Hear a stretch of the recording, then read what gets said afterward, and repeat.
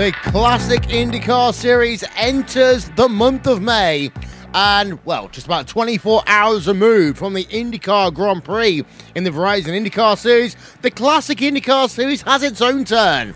In the Classic IndyCar Series Grand Prix of Indianapolis, boosted by Logical. Our coverage here on Racesport TV and on iRacing Live, a part of Open Wheel Sunday, will kick off in just one moment's time.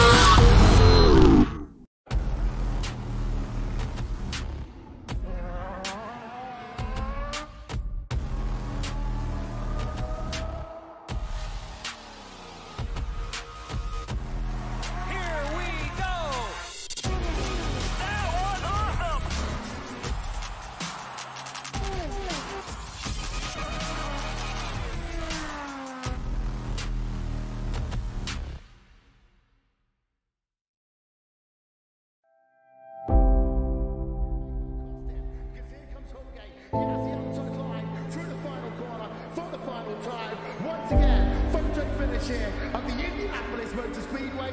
Would it be Tim Hogan? It's going to be Christopher DeMerit at the line.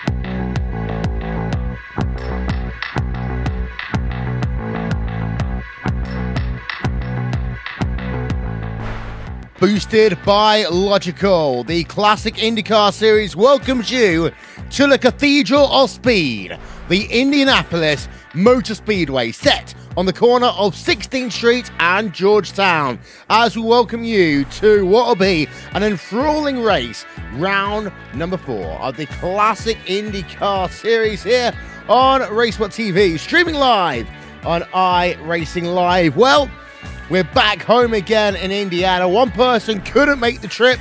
That was Jack Stiles. So instead, we're joined by Gary Weaver. Good afternoon, Gary. Hello, Will. Track time today, 85 degrees. It's kind of warm today at the Indianapolis Motor Speedway. 7-mile-an-hour winds, 74% race relative humidity. And what that means, Gary, it's going to be tough out there. And because of that, strategy will become ultimately important. 85 degrees on the higher end of what we expect here on iRacing. It's a warm day in Indiana, and it will really mean that these guys are going to have a lot of issues on keeping those tires in their optimum range. Yeah, looking at the 111 degrees of track temperature, that's definitely going to be a problem. So the thing that these drivers would have to do if they want to keep their tires optimum, I'd say take it really easy on the first few laps of this race. Yeah, most drivers have already completed their qualifying laps. We're going to give you a rundown of the grid in a moment's time. One thing that's going to be interesting about today's race as well, standing start compared to normal rolling starts we have. This is a hark back to the Verizon IndyCar Series when they do a standing start here. It's the only time in Indianapolis outside of Formula 1 we've ever seen a standing start properly here, Gary. and MotoGP. I just remembered that. It's going to be quite interesting to see a standing start here. Even I have never actually seen a standing start at this track in general, so it's going to be most likely very chaotic heading down to the first 3 or so corners. Yep, so most drivers have now qualified. Let's run through your starting grid for this round number 4 of the Classic IndyCar Series, boosted by Logical and in association with Joel Real Timing. Row number 1, Henry Bennett. He's your championship leader. He's got Matt Fretwell alongside him, 2 Club UK and Ireland drivers on the front row of the grid. Row number 2, Andreas Warner. Of course, he's our graphics guy at And1 Design. He's got Robert Grosser, the owner, the host of the Classic IndyCar Series, alongside him. Row number 3, Timo Isinniemi and Adam Shipstone. And then row 4 will be Ian Caljan and Austin Esparti. Row 5, Michele Constantini and Andrew Wood, with the rest of your qualifying results coming up on your screen. Down in towards turn number 1, Gary, it's a tight section, turns number 1 and 2, and that will mean these guys have got to get it sorted quickly. Even though it is a long run down in towards turn number 1, you don't want to be going 3 wide into that first corner. Especially on the start of the race, I don't think you'd even want to risk going too wide, because everybody is trying to go for that same position and scrambling for whatever position that they can get at the time. So you just have to stay single file and get single file as quick as possible. Yeah, and we have got ourselves 29 drivers in the field here today. Having a quick look at your championship standings heading into this event. Henry Bennett, 122 points. Michele Constantini has got 103. And that's a big gap then down to Marshall Stanley, who is currently in 3rd place. Hans Pitcairn in 4th. Sistello in 5th. We just cycled it through. Bad season so far from Matt Cook and Robert Grosser, 2 drivers we both thought were going to have great seasons. And there you can see some of the rest of those championship standings up on your screen as we speak. So here we are then, back home again in Indiana one more time. Live timing and scoring will be available in this race once we get ourselves underway. And of course, in 6 days' time, we will have the 9th annual iRacing Indianapolis 500, which is the greatest spectacle in all of sim racing. But today, it's all about the road course. It's all about the Classic IndyCar Series. Lights go on top of the gantry. Standing start here today. Lights on. Let's say it. Lights out. Away we go here at the Indianapolis Motor Speedway. Good start there by Bennett. A good start by 3rd place driver as well. As they come down in towards turn number 1, we see them all fanning out. Defensive line being taken then by Bennett as they come down into that first corner for the first time. And well, it looks as though we've got 1 car off already, 2 cars off already, but for the most part, we have got them all going. One of the drivers out, TM House, we've got Trouble out going behind as well. But we do stay green for the moment. Another 35 machine involved in a bit of issues, but we talked about it potentially being a messy start. It has been a messy start here today in some respects, Gary. Yeah, it's really unfortunate for some of these drivers. Some got turned around, some got heavy damage, some also went off track in the process, but for a majority of the field, however, did manage to make it through the first 3 corners. Yeah, on board right now with Andreas Warner in the 06 machine as he heads himself then on the exit of turn number 12. This is when you can really go drafting. But Andreas Warner isn't that close right now. It's actually better to have a look at Matt Fretwell versus the driver of Henry Bennett. Fretwell had a fantastic start to this event in that 027 machine in 2nd place, able to hold on to that one as they come past the yard of bricks to complete the first of 77 laps in this event here today.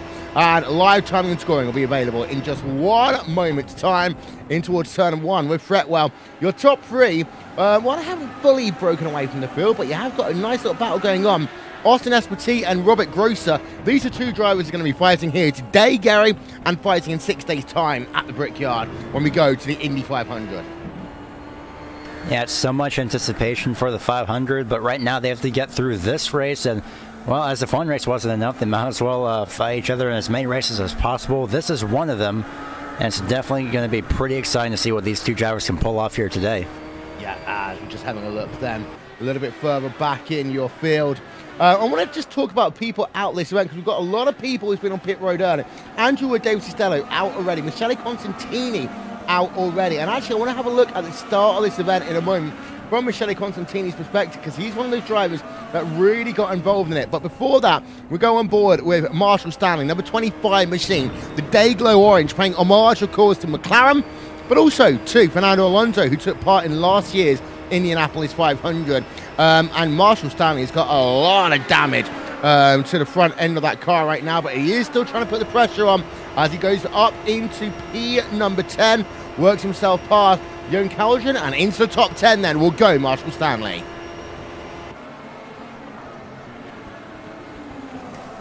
So damaged although he is, or at least seemed like, he's still managing to pull off just enough momentum and enough car, at least, if you will, to keep going forward, thankfully for him. So it's going to be a long race, so about 77 laps, 2 hours maximum.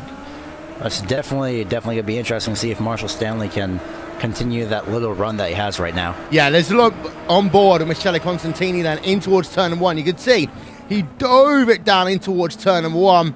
That was Robert Grosser ahead of him, and then he just gets himself onto the kitty litter, and then as he comes back out onto track, that's what starts the big pandemonium around him. Just recycle that one back a couple more seconds, and here we are again. There's Constantini. And as he comes back on track, you can just see there's nowhere for a lot of these drivers to go. And that's what then causes the huge chain reaction, Gary. Yeah, I saw it live, and it was absolutely amazing, but also devastating to see everybody just scrambling around, trying to figure out where to go. And some drivers made it through 3 wide, surprisingly enough, and some didn't. Some drivers went off, and, well, it was just on from there. Yeah. On board, Robert Grosser just lost a position. Here we are having a look as here's Esparti going to come to his right-hand side. Esparti moves himself up into 3rd place then. Grosser down into 4th place for the time being. Timo Isinyemi, by the way, rounds out your top 5. And Andy Warner, after being in 3rd place at the start of this event, Gary, has fallen himself now down into P number 6. And Andy Warner has had such bad luck in the Classic IndyCar Series and the ISOWC Series over the years. He seems to have great starts, but always ends up either having an issue with himself or being caught in someone else's issues. Hopefully this is the race that he can get some kind of good luck through this race, although it is a really long one, only slowly now coming to lap 5 of 77, but he does have Isinyemi in his side and within slipstream drafting distance, so maybe Warner can reel him in for that top 5. Yep, so Warner trying to move himself back up. Retirees we talked about: Constantini, David Cistello, Andrew Wood. Some people have been on pit road as well. Randy Shoemake, John Elswyman, Nell McBride, Adam Shipstone, Johnny Garrett, and Benjamin Gregory. These are all drivers involved in issues at the start of this event. We've had ourselves side by side. Franz Josef Sturm then versus the driver of Carsten. Actually, I'll take that back. Yeah, it was Carsten Bodaway. That's a 14th place on track. And ahead, you've got Andy Warner down to the inside then. Oh, Timo Isinyemi manages to make that one stick. A bold move into turn number 6, but he somehow makes it work.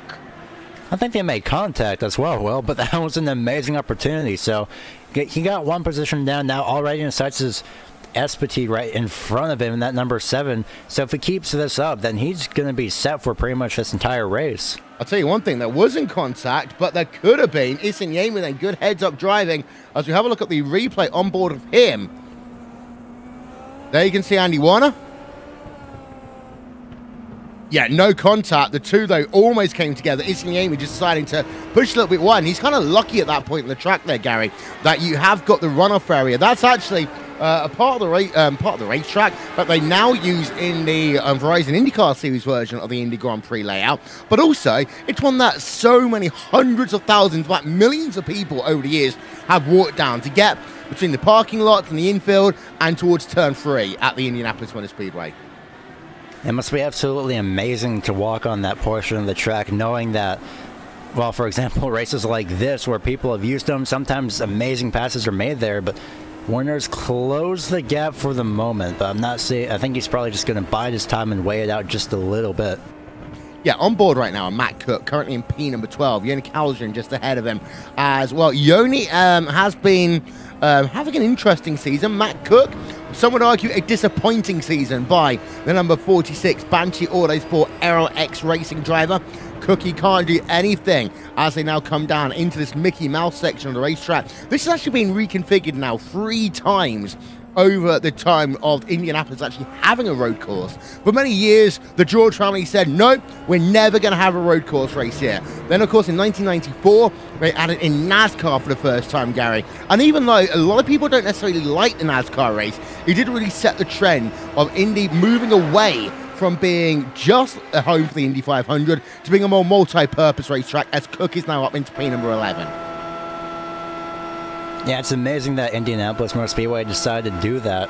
Amazing job by Matt Cook to get to P11 there, especially since, again, like you mentioned, the Indy 500 for NASCAR, the Brickyard, I believe it's Brickyard 400. Yep. So now adding, again, the Verizon IndyCar series and this series here on iRacing, it's just absolutely amazing to see what Indianapolis has become over the years. Andy Warner side by side, Robert Grosser, P number 4, as they head themselves down the Holman straightaway. Andy Warner should have the inside line here, but he can't make it work. He has to settle still for P number 5, but Robert Grosser all over the place then, down into 10, 11, into 12, and all they've done here is they have lost themselves a mountain of time to Austin Espartee, and this all started about 40 seconds ago. And let's have a look then back to this situation, because Espartee had Grosser right behind him, and then Grosser pushed wide down at turn number 6, and what that happened as a consequence is it allowed Andy Warner to get past. We go back on board then with Grosser, and yeah, he just completely lost traction. This is what we talked about at the top of the show here, Gary. Some people are really going to struggle with tyres here today. And pretty much on top of the back bumper, at least hanging down to turn 1 was Easton Nemi, so he's lost a bunch of momentum. He had the slipstream. He was going to make it 3 wide, decided to go behind Warner, and, well, unfortunately, I don't think he made contact. I'm not seeing any damage, so Easton Nemi lucked out there, but now it's just Warner and Grosser. But Easton Nemi has lost a lot of momentum for the time being. Yeah, I mean, just to finish off our previous point as well, the Indianapolis Motor Speedway, of course, hosted the Indianapolis 500, and then in 1994 added the Brickyard 400. In 2000, it added itself in Formula 1 MotoGP shortly afterwards. Of course, there's been 2 low points in the history of the Indianapolis Motor Speedway. In 2005, that time when the Michelin tyres decided that they didn't want to work at Indy, and only 6 drivers started at 2005 Grand Prix of Indianapolis in Formula 1. And then in 2008, there was an issue as well with NASCAR. With same thing with tyres. It seems to be that the old lady doesn't seem to like other series apart from IndyCar, because it seems to be every time that track changes, she doesn't like the tyres anymore. And I think back in NASCAR, they were only able to do about 13 laps before they had to pit, which is about a third of what they could do under normal conditions. Hans Pitkinen up into P number 7, but Matt Molnar trying to go back down the inside in towards turn 1. Pitkinen looks as though he's going to have that one completed there, Gary. That was close, heading down to turn 1. I thought they were going to make contact. Thankfully, they didn't, and they're still going forward, but I'm definitely not going to count out Molnar there in that number 29, that he's definitely going to be starting to come back after this road course portion, or maybe even in this road course portion of this track. Yeah, and Mike Gerlicke, by the way, versus Franz Josef Sturm. This is going on track, and actually, Gerlicke might have a bit of a run coming up in a way, because Sturm just moved, well, really wide down in turn number 4. These tyres, we talked about the high track conditions, 85 degrees air temp. It's even hotter when you consider the track temperature, over 110 degrees Fahrenheit. To put that into the Celsius for the guys that like that, that is about 42, 43 degrees Celsius track temp. And you see the lock up there from Stern as Gerlicke is just ahead, just behind right now in P number 16. But let's turn our attention for a moment back to your race leader, Henry Bennett. He started to put away over Matt Fretwell, and the gap is 3.1 seconds right now. Having a look at the last lap times, he's pulling out on average a quarter of a second a lap. It's an amazing job by getting this lead early on. That's something that Bennett needs right now as well, or could need, especially later on in this run, so it could pay off an advantage to him, especially no doubt when these drivers would have to pit at least some point during this race. I believe twice would be their maximum. Well, yeah, as we'll think about these cars, actually, we will get the strategy for you right now. Fuel window is about 27 to 30 laps in a full tank. But again, that will depend really on the downforce level. So 2 stops is the way. If it was a cooler track condition, there might be someone like Bennett, if he can continue to pull away, Gary, who might consider 3 stops. Only because the fact he'll have fresher tyres, and fresh tyres I think will be the big factor here today. If you are someone like Andy Warner, he's had a kind of poor start to this race, you might want to transfer your strategy over, either to go aggressive and try and work yourself back to the field, or just hold on, make these tyres last as long as they can and do 2 short stints later on. I would just say hang on, do 2 short stints, or maybe just be conservative in the first portion of this race and then go aggressive in the last portion if you know that you can, if your tires can make it. So Warner right now is still, I believe he's either actually trying really hard as possible and Grosser is just that little bit faster, or maybe Warner is just conservative but also making sure that Grosser knows that he can still stick with him. Yeah, one of the things as well about Robert Grosser is he has got to be a bit more conservative now because he's had already 2 bad races in the season. So the drop weeks are over for Robert Grosser. He now basically has to get a top 5 minimum in each of the races this season that remain. Otherwise, there's no chance that he's going to be able to take another Classic IndyCar Series championship. But it's also worth noting that once you start playing it cautious, Gary, you actually get yourself into a situation sometimes when you get yourself into more issues. If you know you've had a couple of bad races, the best thing to do is to just put it to the back of your memory and just carry on. As Matt Molnar seemingly had an issue down in P number 11. As yeah, there's been a crash and there's been another driver go off as well. Let's get a replay up of this one then, as Matt Molnar's involved in an issue down in that number 29 machine, and this was into the Mickey Mouse section of the racetrack. As let's have a look. Number 25 car is around him as well. And he just loops it then, all by himself. But then another driver, I did see, yeah, just behind one of the orange cars, just going off at turn number 12 as well, Gary. That's the number 87 of Adam Shipstone. Almost made contact with the 96, and Shipstone is in position 26 at the time versus the number 96 of Klaus Pearson on the lead lap. So not sure what the 87 was doing. Maybe just a little bit of momentum, decided to move, but couldn't really get in there at the last second. But other than that, he has decided to retire it as of right now. Yeah, and one of the things about this racetrack as well, Garrett, is it is a short lap. Only about 1 minute 15 to 1 minute 17 on the lap times. And also, because it's a very technical track, you have a higher lap variance than what you'd have at most tracks of a similar size. And as a consequence, lap traffic will be a factor earlier, it'll be a factor for longer in this event, and that will make life harder for those people that do decide to try and do the free stopper. Yeah, it's going to be difficult working around the lap traffic of the drivers here at this track, especially, again, with the race length and just how long and possibly different strategies, since some drivers would be on different laps.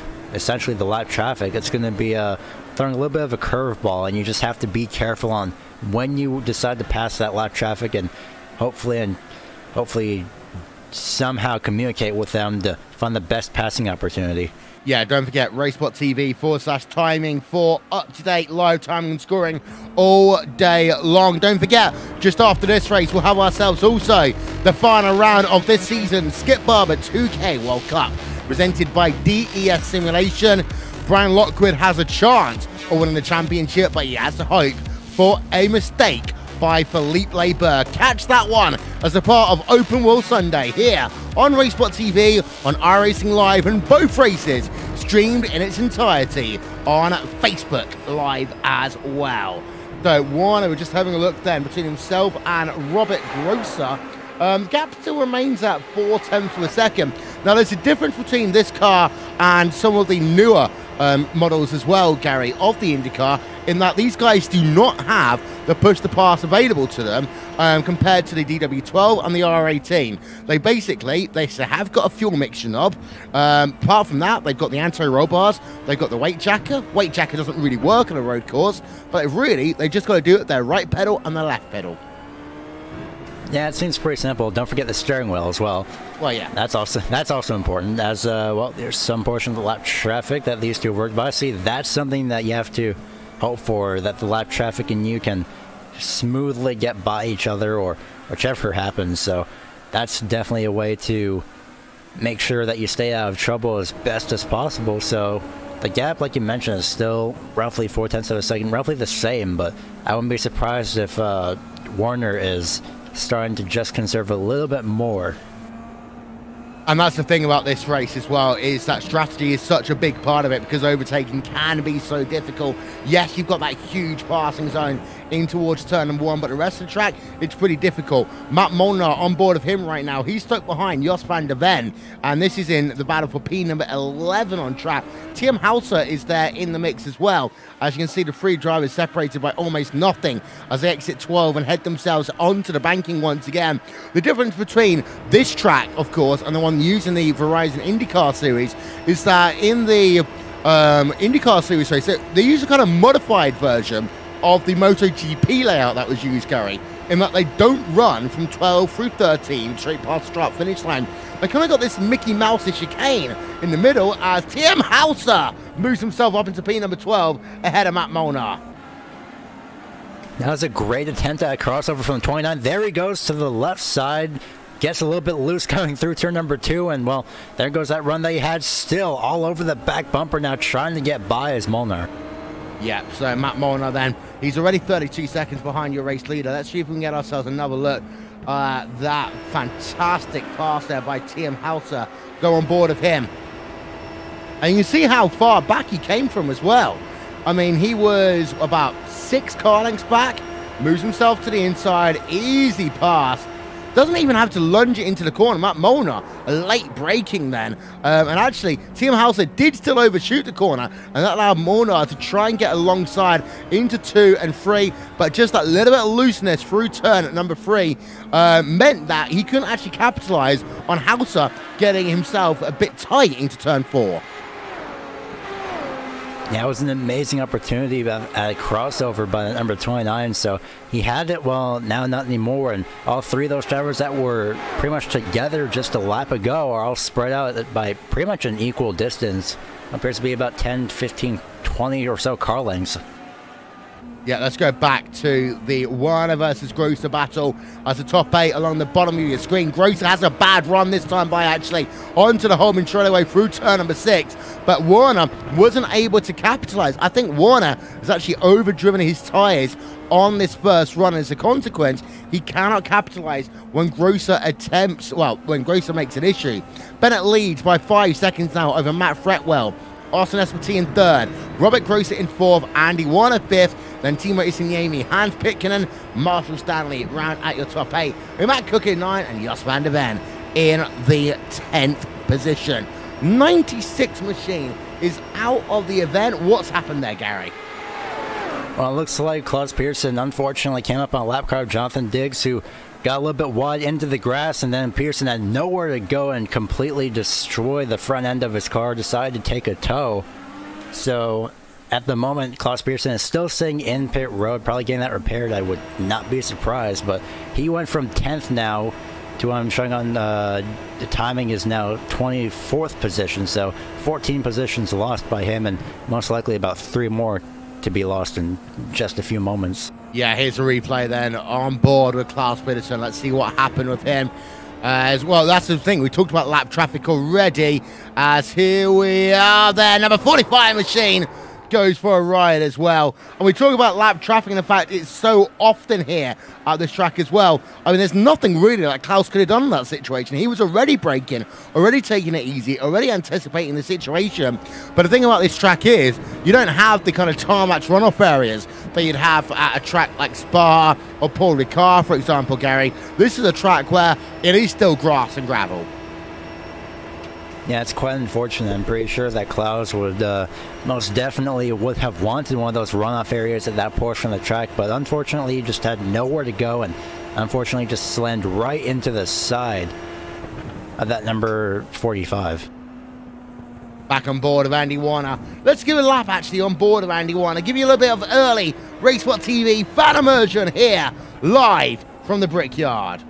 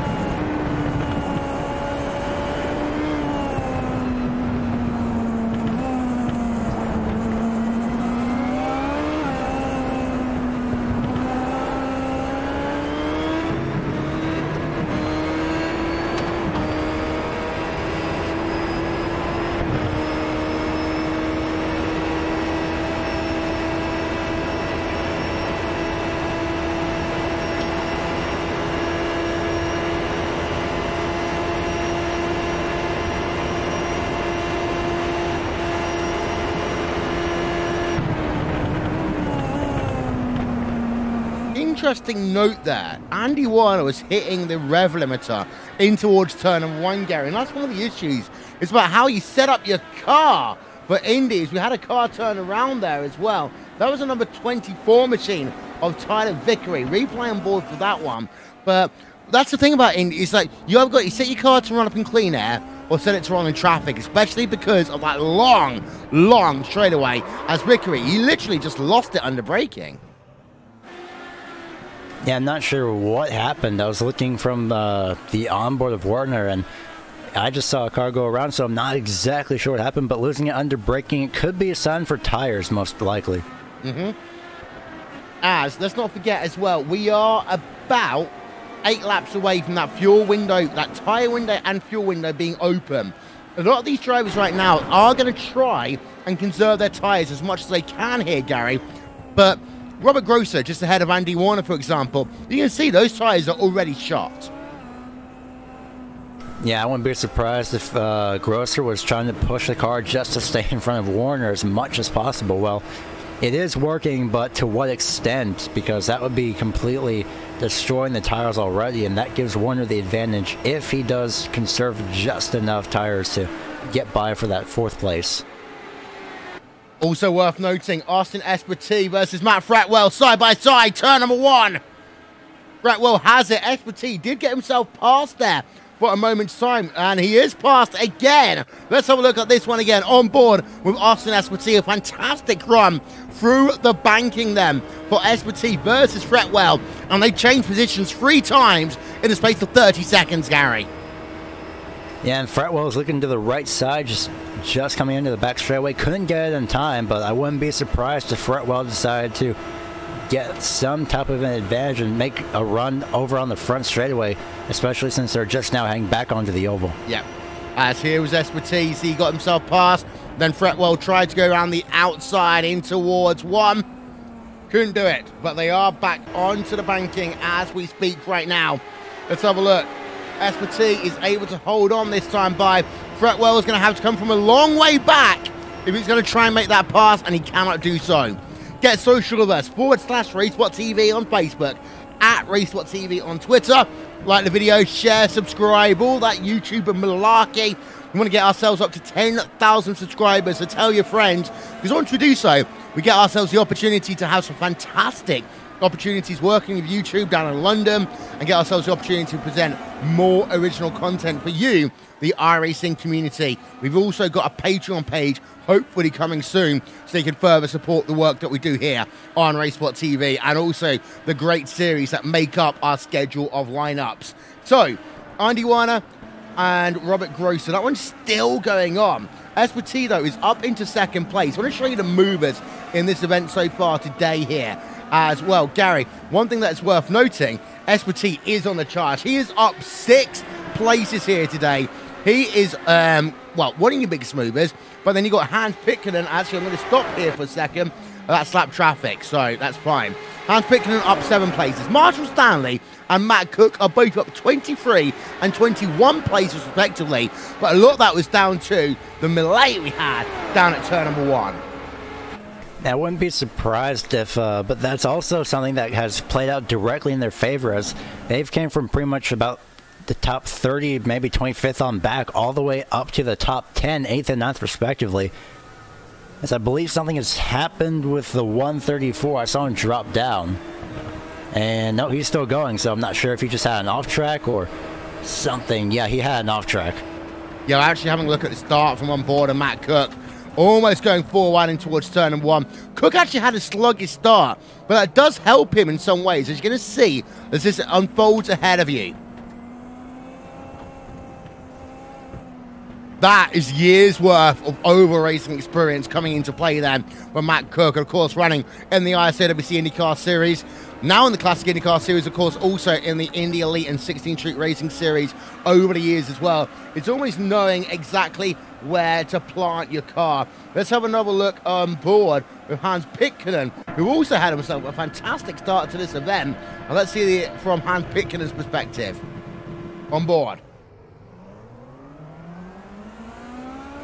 One thing that people will probably notice here is how a lot of these drivers are being very cautious on the start, Gary.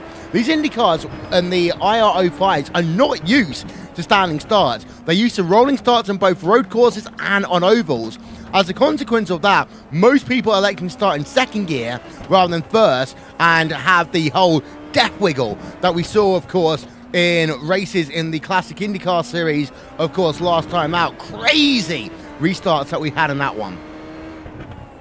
Yeah, these cars are pretty interesting to have some type of a standing start, especially since they're not built for it. Might as well try it out anyway, since the car itself, at least under the term IndyCar, is sort of used to it, but at the same time, not so much. As speaking of second, in most cases, Austin Espetti has fell back to third, and Fretwell has made his way by into second place, so that position has changed once again. Yep.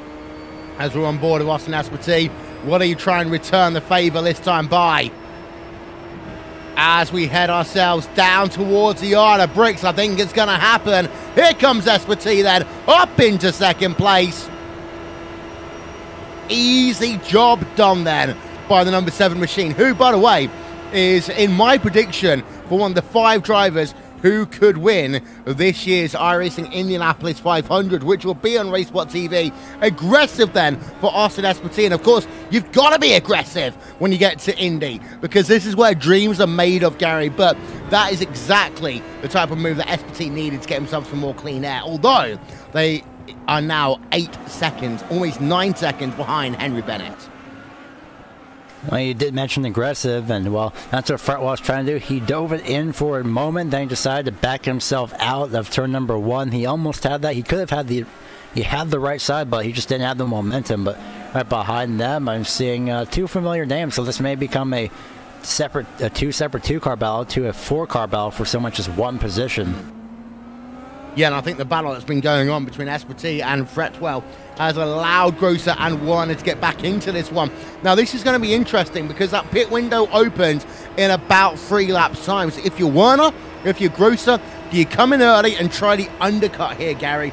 Or do you just hold out and hope the fact that these guys, you know, are coming all at the same time and mess up on towards pit road? Or hope you find a dance partner? Actually, I say this. Here comes Andy Warner, looking down to the inside. Can he brake later? No, he can't. He had a great opportunity there, but he just decided to maybe decide to not chance it there. He was probably trying that for maybe a later time, saying, okay, if I can do this, can I use it for later? And that may have been one of those times. Yeah, as Warner versus Grosser, that's been a battle going on all day long here today.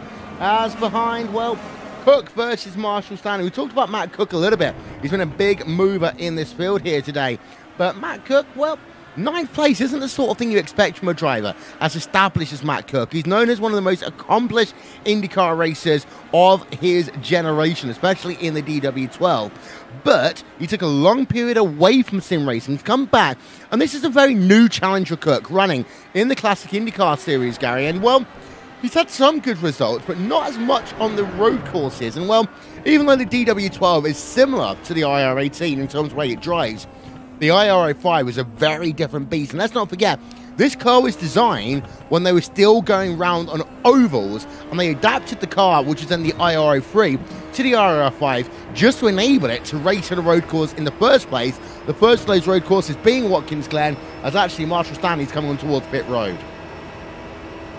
Looks like Marshall Stanley is going to be the one that's deciding to come in just a little bit early, pit speed 55 miles an hour. So he's going to be one of the first drivers to start off. And it's a little bit early, though, for the pit window, like you mentioned. That opens at about lap 28. So it's quite interesting to see what Stanley has in mind here.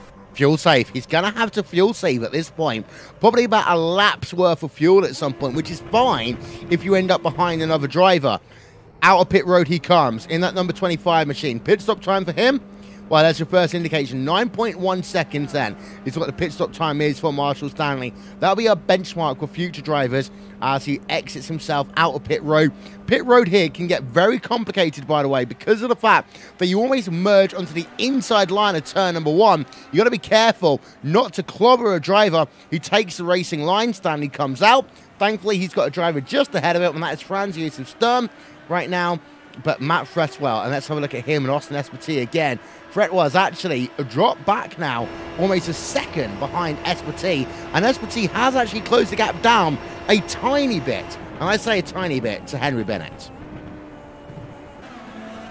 I mentioned that exiting pit road, it's going to be very, very crucial that you have to keep an eye on your surroundings and your mirrors to make sure that you don't, like you mentioned, accidentally hit somebody and forbid that they'd be on pretty much another completely different strategy. And I saw Warner tried to make a move on the front straightaway just a while back where you explaining that. Well, unfortunately, Warner couldn't get it, but he is still behind Grosser right now, and this battle is still ongoing. So maybe if they can't beat each other on the track, maybe they'll be able to beat each other in pit road. Yeah, and that's always the thing. If you can't do it on track, wait until the strategy comes into play. That pit window is now officially open. Warner losing a couple of tenths of a second. We've got a car turnaround.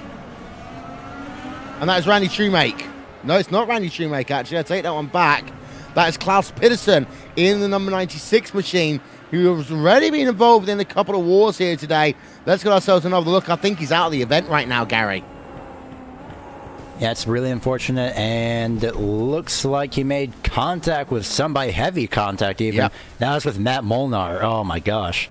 Yeah, let's get ourselves another look if we can from Matt Molnar's perspective, and here we are having a look at him. Number 29 machine. Yep. And Molnar's car has got itself some damage as well.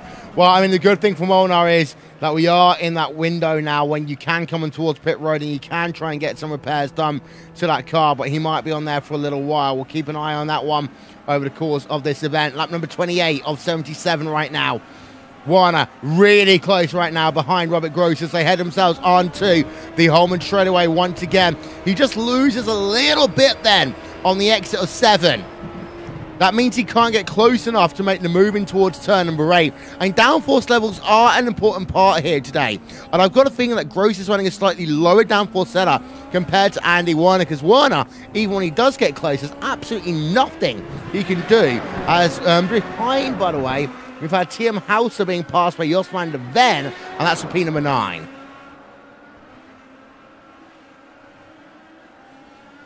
I'm looking around and I'm seeing a driver in pit road. That's Matt Fretwell, the 027, from 3rd place.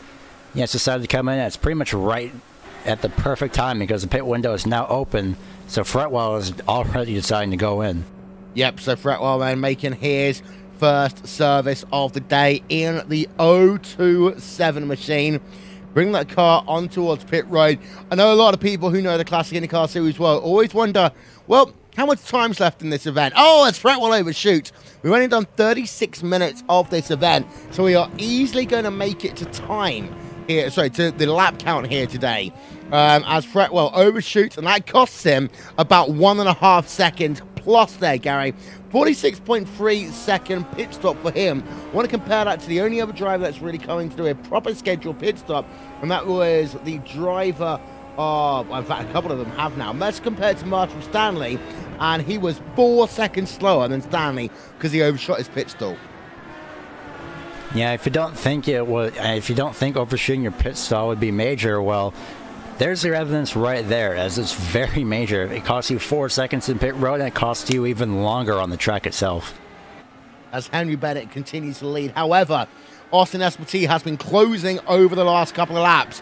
Let's have a look at the gaps, and well, he's closed a second on between lap number 28 and lap number 29, Gary. So Espartee's found a new lease of life. Maybe he was just protecting those tyres in the early going.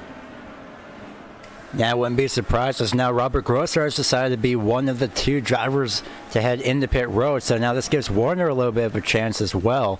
But right now Grosser is in pit road, but you mentioned Austin Espartee and saving tires. I would not be surprised, but I would definitely be surprised if Espartee can save just a little bit more than Bennett and beat Bennett in pit road strategy. Yeah, and it's an 11.6 second pit stop there for Robert Grosser. 45.1 second overall, so slow pit stop then from Robert Grosser, and what that does is it does put him out right behind Matt Fretwell, actually, by about half a set, well, 1.2 seconds on track. The good news is for Grosser that Fretwell's embroiled in a battle with teammate TM Hauser as it stands, and this is a fantastic little scrap going on between TM Hauser and Matt Fretwell, as Hauser helping out his teammate big time, allowing him to be backed in, but all this is going to do is allow Andy Warner to get ahead on pit stops, as it seems. Hauser taking the defensive line on the home and straightaway. What's going to happen as they come down in towards turn number 8? Nothing, and TM Hauser hasn't pitted yet either here, so this is now really hurting Fretwell, but also in part hurting Grosser, as Henry Bennett is on towards pit road then from the race lead. Yeah, Henry Bennett's in pit road. Austin Esposito stayed out, so those two individual battles, Esposito and Bennett, along with Warner and Grosser, those two drivers have stayed out, and they are now 1-2, Esposito and Warner, so they stuck out their strategy as best as possible, and that may mean that they've conserved it just enough to maybe stay out, hopefully for them, one extra lap. Yep, and that was Austin Esposito. Here is Andy Warner. Last time by 1:15.878. Want to compare that one to Robert Grosser when he comes past the line, not this time by, the next time by. Andy Warner, is he going to come in at the end of lap number 31? Has to take a very wide line then through turn number 12 to avoid running over lap traffic. Tightens through the corner. Will he come in? Yes, he will come in. You can see he's holding it down on the flat, on the apron, on towards pit road then. Will come the DH06 machine from Andy Warner. Slows it down to pit road speed.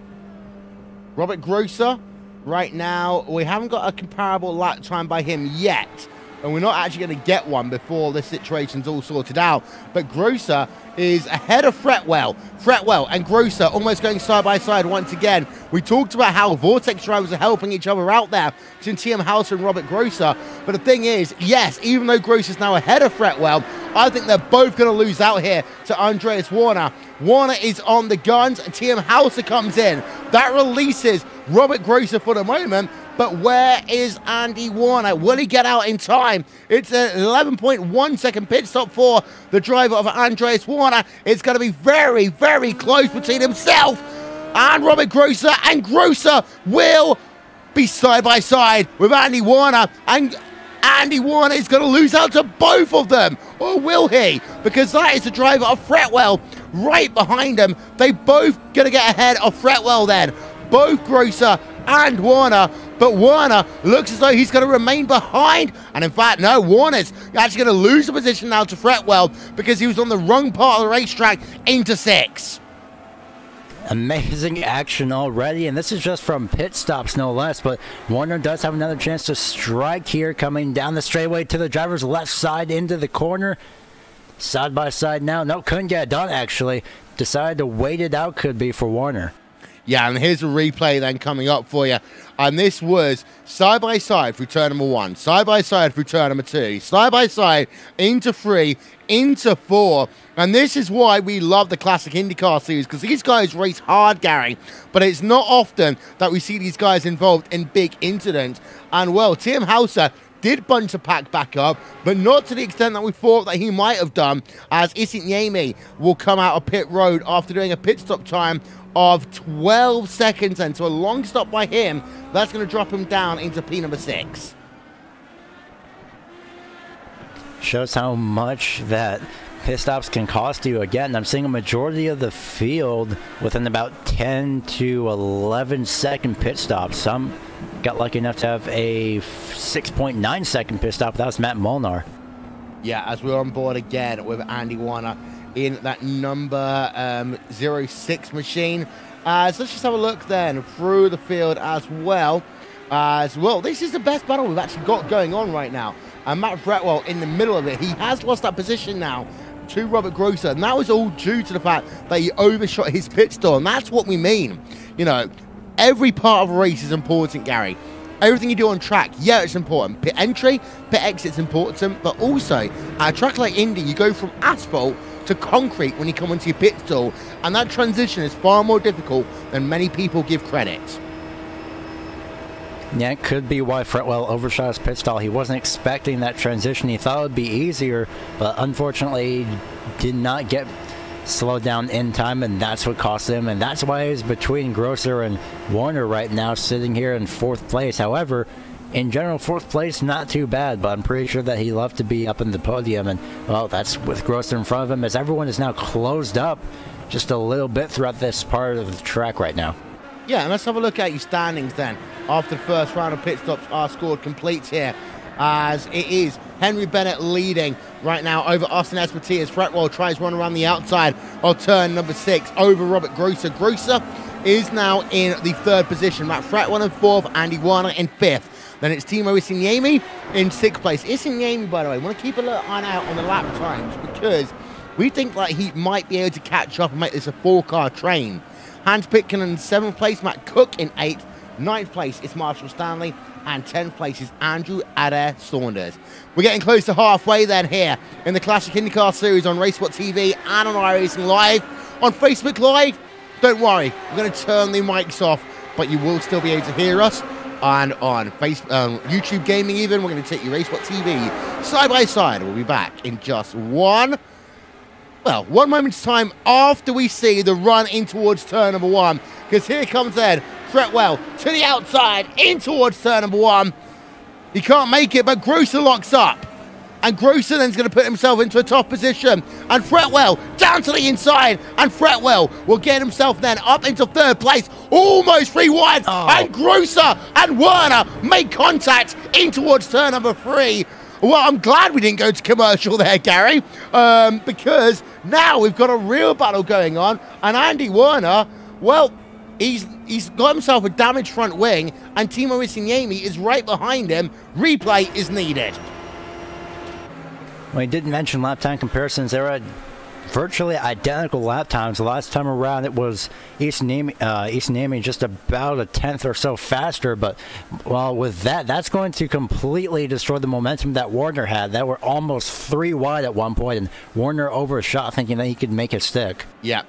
Let's get ourselves another look then from Andreas Warner on board of him in towards 1.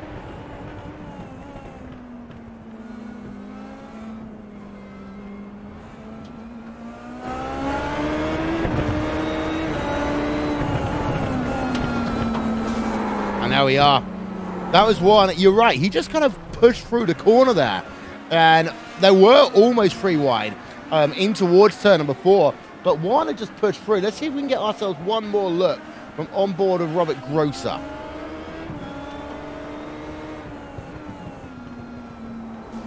Yeah, Grosser was holding his line entirely there. Grosser has got some damage, but Andy Warner's lost 3.2 seconds already to Robert Grosser. But Isiniemi tried to make a pass a moment ago, and he couldn't get through there, Gary. Yeah, I was watching it as well. I was going to say something, but I decided to let you work on the replay. But my goodness, Isiniemi, he had it, and then he just overshot. He braked a little bit too late, and, well, unfortunately, that just sent him back just a little bit. But if he could catch up to Warner once, he can do it again. And this time he has a little bit of help in front of him in terms of slipstream with that number 29 of Molnar in front of him. Yep, so now we are going to take your Racewatch TV side by side on YouTube Gaming. If you are on Facebook Live, don't worry. If the engine sounds cuts off, we will be back in just a couple of moments' time. You're watching the Classic IndyCar Series boosted by Logical Innovative Engineering here as a part of Open Wheel Sunday. We'll be right back.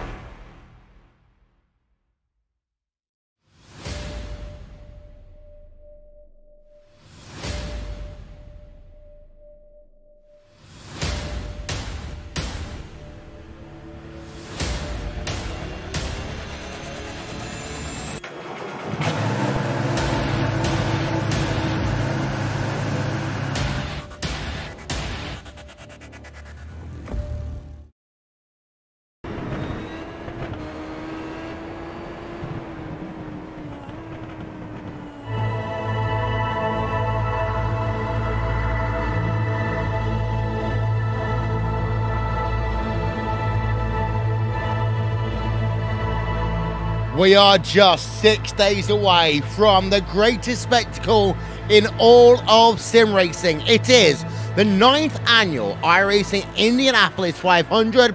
It's here as a part of a doubleheader on Racespot TV and on iRacing Live.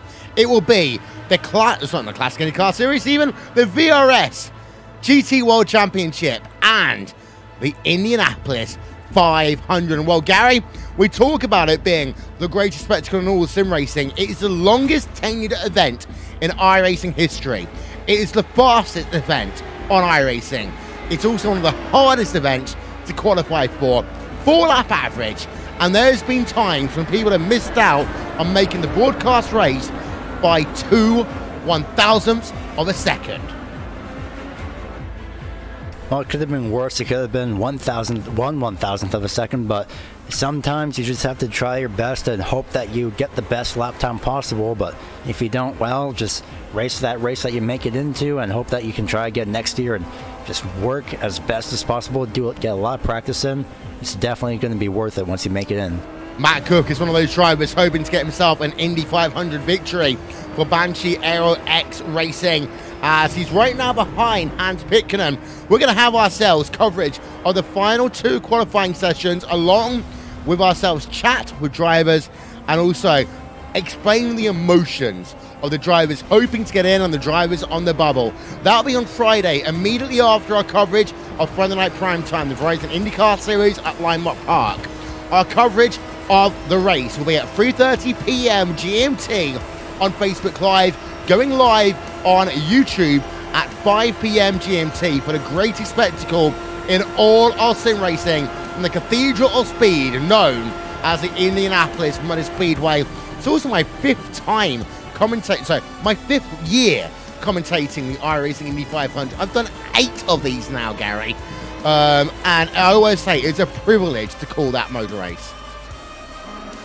Yeah, in fact, I saw the Indy 50 earlier today, and it was absolutely amazing to watch. So definitely, I saw the leads swap about 3 or 4 times within so much as 1 lap or within a couple of laps. It was absolutely exciting, and it's definitely an amazing preview for the Indy 500. Yeah, as Matt Cook, by the way, did get himself past Hans Pitkanen up into P7.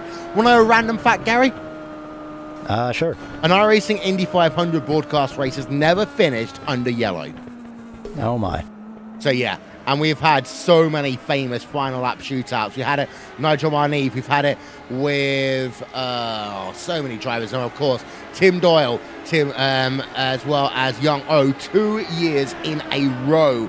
We had that with him. Cam Stark, for example, when he won the iRacing Indianapolis 500, that came down to the yard of bricks as well. You want a photo finish? Check out the iRacing Indianapolis 500. Of course, we are here on round number 4 of the Classic IndyCar Series right now. They're not doing an Indy 500 this year. They're doing a Pocono 500, Gary. And, well, you talk about the treble crown of motorsports in terms of oval racing. You know, for IndyCar, it's always been the likes of Indy, Pocono, and either Michigan or Fontana, depending on what area you're living in.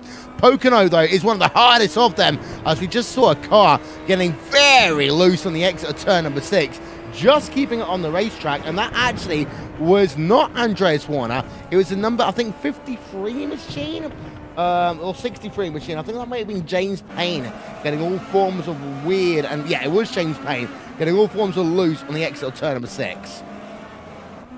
Yeah, luckily he managed to lock it down and not hit that right side armor coat barrier. Thankfully he kept it out, but definitely at the cost of tires as well. Yeah, and that is going to affect his tires. Of course, these guys do still have one more pit stop to make. Now, the interesting thing is they can make that pit stop from pretty much anywhere in the next 5 laps onwards. After they've got past the next 5 laps, they can do that and be good to go to the end. The thing is, this field has spread out a little bit, as we're going to take you now through the field here in the Classic IndyCar Series presented by Logical Innovative Engineering. We're going to start with the driver out front. That's Henry Bennett in the 007 machine. He right now has himself a 7.3 second advantage over Austin Espartee. We haven't talked about Bennett that much here today but the thing is, Gary, he's had himself a fantastic run, has led every single lap, 12 laps on this set of tires, and 7.4 second the advantage. He's holding it right now to Austin Espartee. Bennett has done an amazing job so far this race, and well, it definitely would be amazing to see that 007 win this race, especially after this dominant of a performance here today. Yeah, as you can see, his best lap time, 1:14.878, only actually about 3 tenths per second slower than his best lap time that last time around. Second place, Austin Espartee. He is one of your biggest movers in the field here today in that roller coaster number 7 Club New England machine. He has worked himself through the field here, Gary, and it's not just been through luck. He's made some great passes, past Robert Grosser, past Andy Warner, past Matt Fretwell to get up into that second place, and he's now got himself 10.9 second advantage over Fretwell in third. Yeah, Espartee is definitely on a roll here today, and it'd be amazing for him to get that second place finish. Of course, just a little bit of a repeat from Henry Bennett, but again, it's just something that he well deserves if he can keep up this performance. But maybe if he can do just that little bit better and just maybe outpit Henry Bennett, Austin Espartee may be coming home with a win. Yeah, Bennett has done 13 laps on his tyres so far. Espartee has done 12. And the best lap time today for Austin Espartee, 1:15.086. Let's go then and turn our attention over to third place driver. It's Matt Fretwell in the 027 machine. As we're just having a look at him right now. And his best lap time of the day, 1:15.167. Fretwell, though, he's been very good at defending positions because he had Robert Grosser on his coattails early. He's at Andy Warner right with him at some point. He's at Austin Espartee with him at one point here today. He's been doing a lot of defensive driving, has Matt Fretwell, but he still has got himself a podium finish for the time being.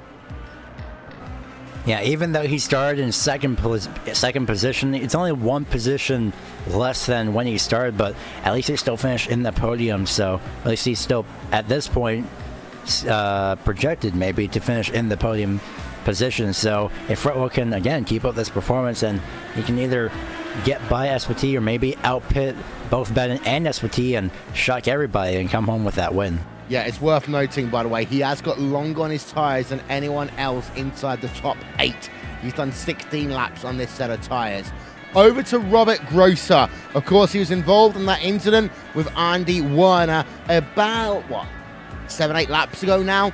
But Robert Grosser is running in 4th place, and that could have been heartbreak for Grosser, not only in terms of this race, but in terms of the championship. As we talked earlier on, Gary, he's already used his 2 drop weeks in the start of this season. So now he's got to be clean all the way through. He is running in P number 4. We don't know how much damage there is to that car, however. And also, he's got to finish this race in at least the top 5. Yeah, at the moment, he's definitely in a good position to stay within that top 5. So if we, again, keep up this performance, and no, it's sounding like a broken record, but it's true. You just have to keep up your performance, and if you can outpit somebody, then in that case, you're good. That should be the strategy from pretty much here on out. But of course, he's got Warner not too far behind him in the process, about 1.5 seconds. Yeah, he is. There you are, about 1.483 at the last time he'd been then between Robert Grosser and Andy Warner. Let's talk about Andy Warner, though, because he had a good start to this race, but then he binned it, lost himself a number of positions, and has not been able to gain them back really since. And this has been one of the issues of Andy Warner. He's been very good at times in the Classic IndyCar Series, the same way as he was in the ISOWC IndyCar Series, as he was in the 16 Street Racing League and in the Indy Elite Series. But when he gets involved in issues, they seem to compound over the course of a race, and it seems things happen today. And there's a lot of damage to the left side pod of that number 06 machine, as he's actually on towards pit road now. So he's taking the early strategy, getting the repairs done as quickly as he can, to then have as fresh a car as he can at the end of this event, Gary. Yeah, I wouldn't be surprised. Like you mentioned earlier, it's well, I had it at the top of my head, but I will mention it later. But like you mentioned, it's something that's you just have to have a clean race for. So hopefully Warner can make his way into his pit stall just fine, fix the damage as quick as possible, and get out back on track. So hopefully he can outdo everybody on strategy here at this point, but he will be on more worn tires if he chooses. And yes, he is choosing to take tires here in this pit stop. Yeah, take some tires, get some repairs done to that race car as well. 8.5 out and away. So he had a lot of fuel in that car remaining, about 3-4 gallons but he does come back onto track. And the important thing for Werner, I would say, he's in clean air as well. So that will help him a little bit, as he's the first one to blink and do his second pit stop of the day. Live timing and scoring, by the way, is available. Visit raceword.tv/timing. Let's then talk about Team iRacing Yami. He's now in the 5th position as well. He was a driver involved in a bit of battle so far here today in that number 33 Vortex sim racing machine, as he's doing a good job though in P number 5 right now. 14 laps on his stint as he comes past the yard of bricks. Let's make that another lap, as I've completely lost my camera stuff there for a second. It's all back, we're all good. But Yami running in P number 5 for Vortex. Yeah, pulling off this top 5 finish for Vortex would be absolutely amazing for him and his team, but right now he just has to hang on and hope that he can get his strategy down, especially with the pit stops. If you're good on track, you just have to make sure you're even better in pit road. Yeah, then P number 6 is currently Matt Cook. Cook has moved himself through the field here today after what was a miserable qualifying here for him, Gary.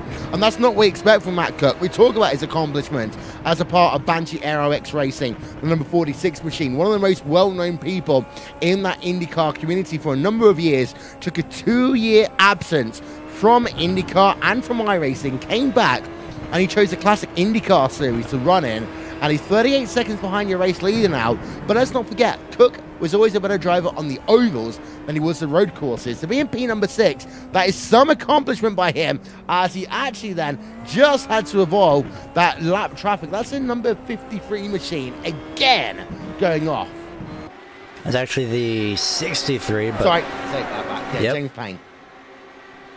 But for Matt Cook, he's, again, doing an amazing job. He went up 23 positions ever since the start of this race. And, again, remember that first lap, those first few corners where all that happened. And then the few laps from then on, and also pit road.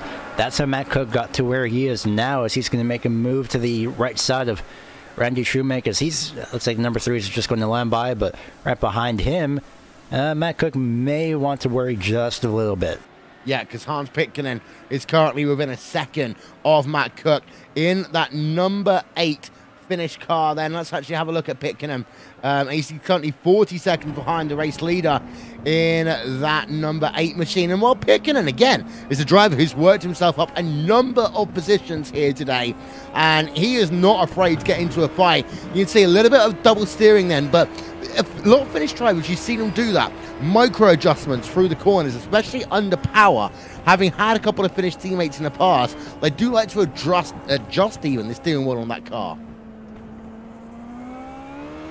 Yeah, it's something that I'm honestly not even close to familiar with, but it's quite interesting to see what strategy and what kind of steering that these drivers use, especially from all different portions, different clubs here on iRacing, seeing what different strategies of steering. Never thought I'd say that in my life, but different strategies of steering. It's quite interesting to see what somebody uses for steering strategies, I guess, is the only word I can think of right now. Yeah, we've got a very big announcement actually coming on Racesport TV as we talk about that one. Pitkänen, well, that's not what you want to do. What? Down in towards turn number 1. I have no idea how he managed to even save that, but, well, he's got the number 25 of Stanley looking to his left side. Not anymore, but looking to the right side. Still can't get it done. Nothing as of yet. Just have to get through this next few portions of corners, and then, well, for then on, Pitkänen should be fine. But that was an amazing save. Speaking of steering, I've never seen that work out before. Yeah, so that was a drift. That's an amazing job. Yeah, that was amazing. Well, never mind. Left side. There goes Stanley. Yeah, down to the inside. And of course, Pitkenen's going to be careful after really overheating these tyres. He will lose the position to Marshall Stanley. Stanley, again, he's had an interesting race here today in that number 25 machine. Now up into P number 7. He's a driver we don't often talk about much because he's always in that kind of mid-pack, not often in the huge battles. But Stanley's doing a great job in that number 25 California machine, of course, using that Dayglow orange that was so memorably used by Fernando Alonso in last year's Indianapolis 500, Gary. But also this orange as well, a hark back to the original colour for McLaren. Yeah, it's quite interesting right now as these two are side by side, and well, looks like Pitkenen's just going to let him go, and flying up on the left side of Pitkänen is going to be Molnar, almost making contact. That would have been devastating.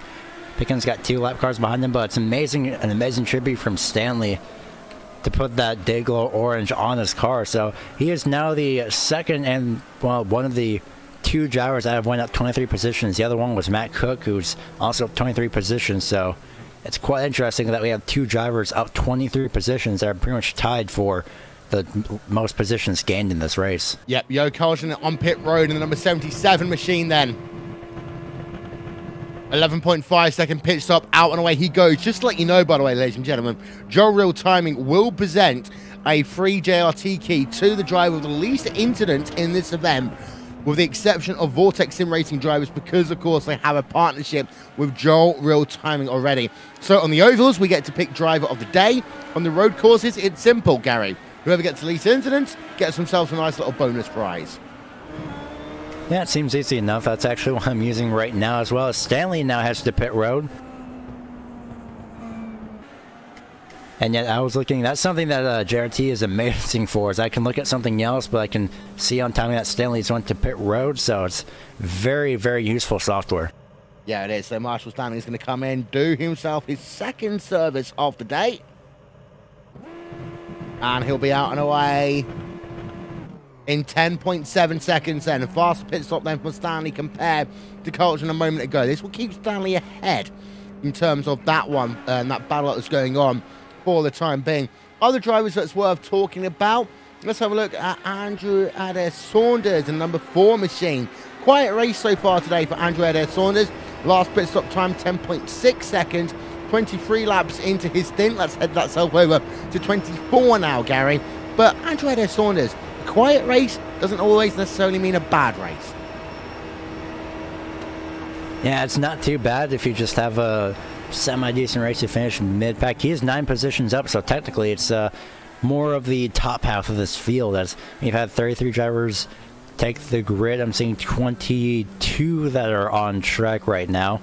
So for Andrew Andrew Adair Saunders, he's doing an amazing job. Of course, like you mentioned, quiet race, but not too bad. It's a pretty decent performance. Hasn't been involved in anything major, so that's not too bad of a race. It's very, very decent.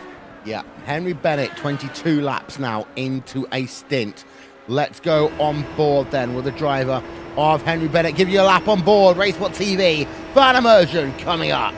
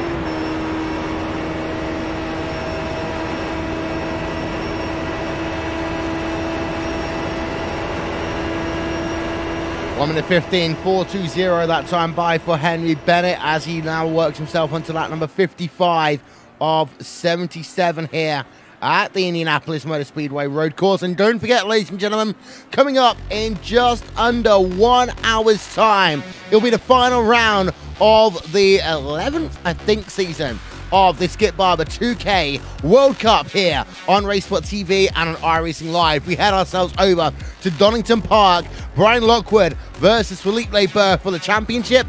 Brian Lockwood can get the championship, but Philippe Leber has to make some form of a mistake. Catch that here on Racesport TV, on iRacing Live, on YouTube Gaming and Facebook Live, a part of Open Wheel Sunday. And I will say one thing, Gary, I love the fact we've got 2 races back-to-back here, really showcasing the best of open wheel racing outside of the iRacing World Championship Grand Prix Series. Yeah, it's amazing to watch other series compete here on iRacing. It's just simply amazing to see what kind of what different drivers have different strategies, and especially the semi-differences, I guess, if there are any, through open wheel racing across each and every series and showing what each series can do and standing out in its own way. Yeah, of course, the difference between these cars and the Skip Bar is that basically these cars have got themselves nice, big, chunky, fat Firehawk Firestone tires, whereas on the Skip Barber, they pretty much run on street tires. There's not a lot you can change on those cars as well. As by the way, Austin Espartee in for his second pit stop of the day.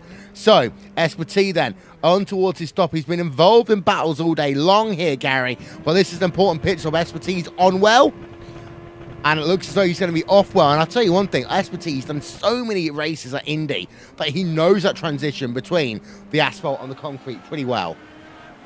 Yeah, an 8.9 second pit stop is what I'm seeing on JRT, so very, very, very amazing pit stop and great time. I think I beat the quickest, quickest one was a 8.1 second at least, although that's not counting the 5.1 second pit stops that Warner had, so yeah. Not sure if that was through tires or fuel whatsoever, but nonetheless, that's a great stop for Espartee.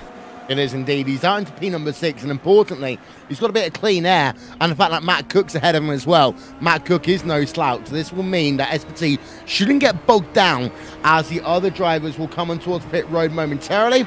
Here's Henry Bennett then, making himself his pit stop, his final pit stop of the day. He's been flawless all day long here. So, here's Weaver on towards pit road, final pit stop of the day with 21 laps to go.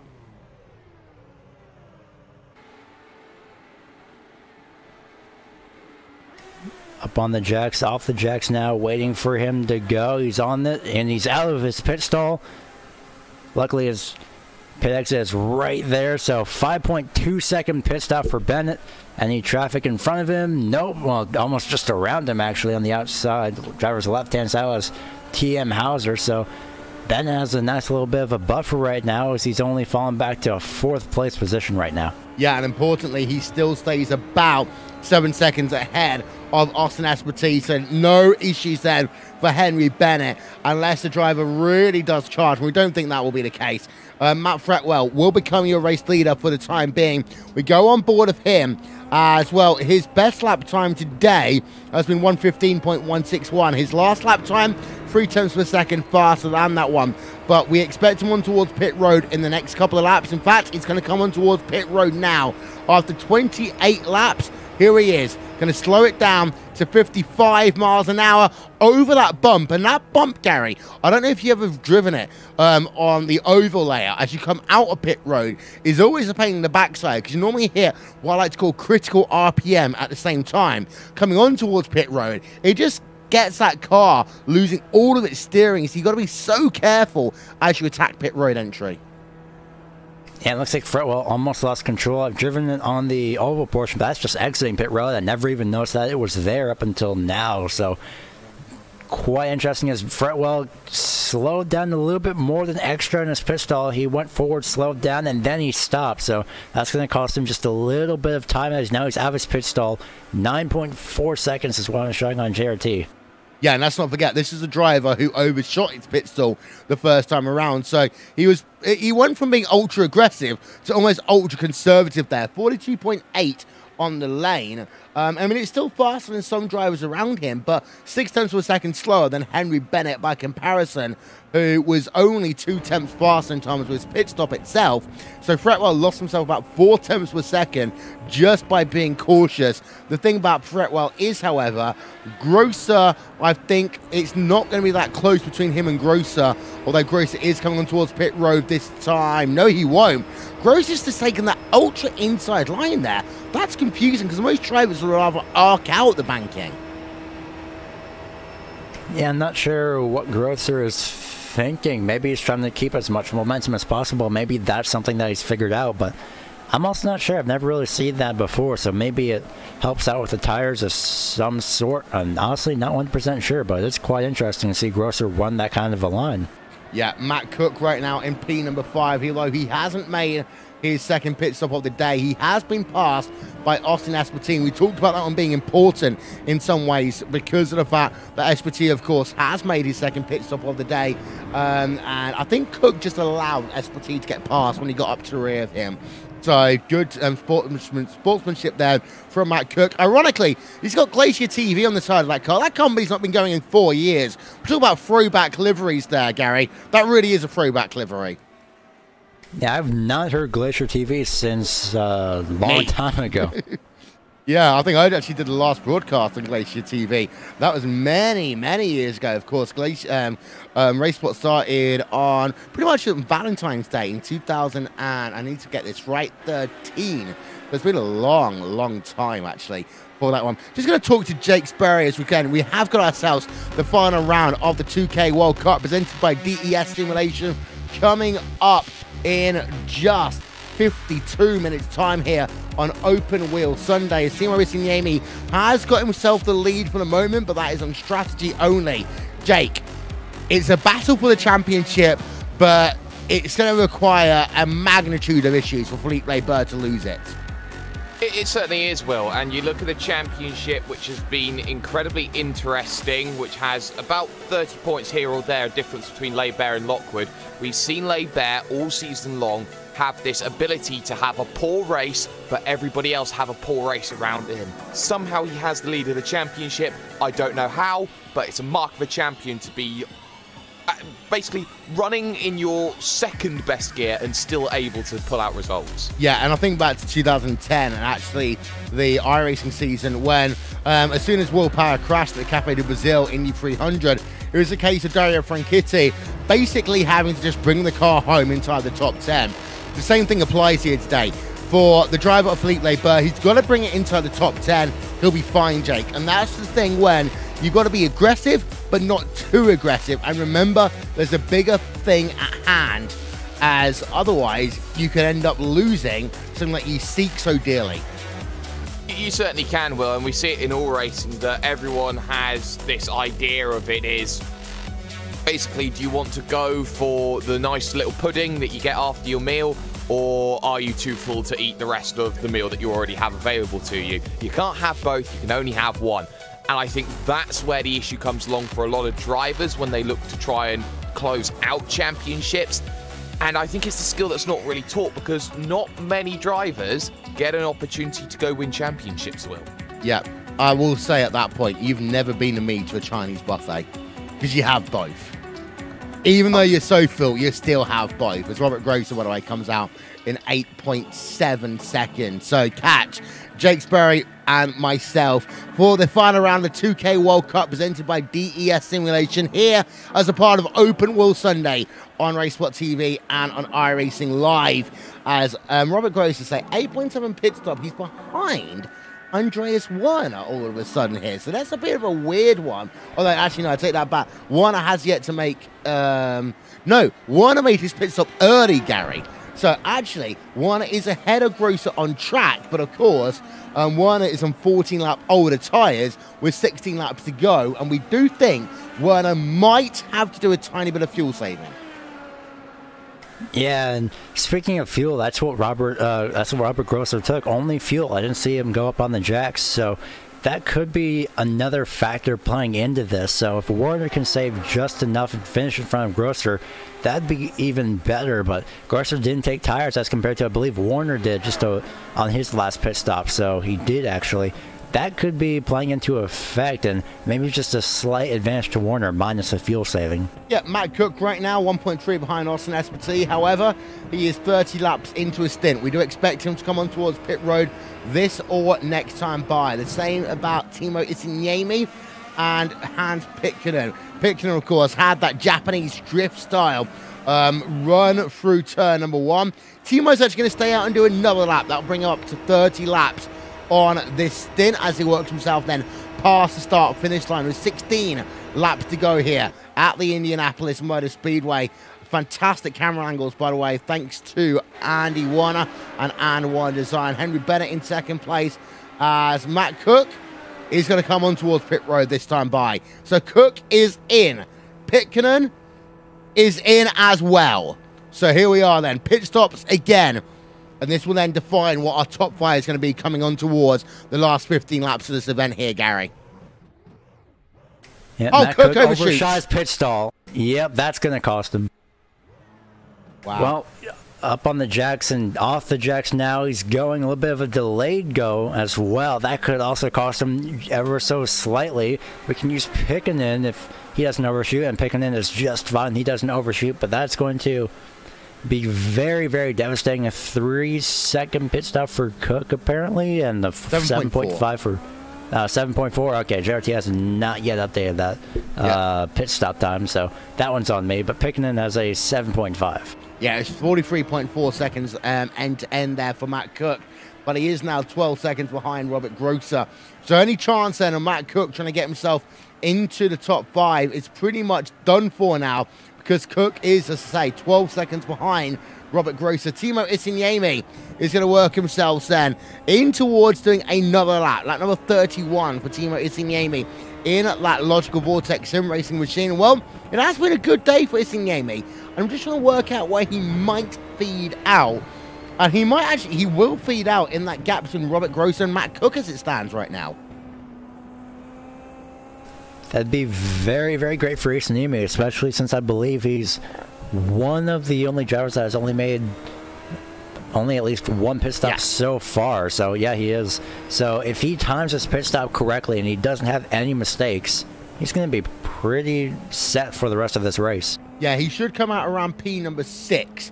That's what we're predicting here. As everyone, of course, behind him will move up one position. So let's have a look then. Timo Isinniemi, he should come on towards pit road this time by. Indeed, he will do. So let's have a look then. Racesport TV fan immersion on board with Timo Isinniemi.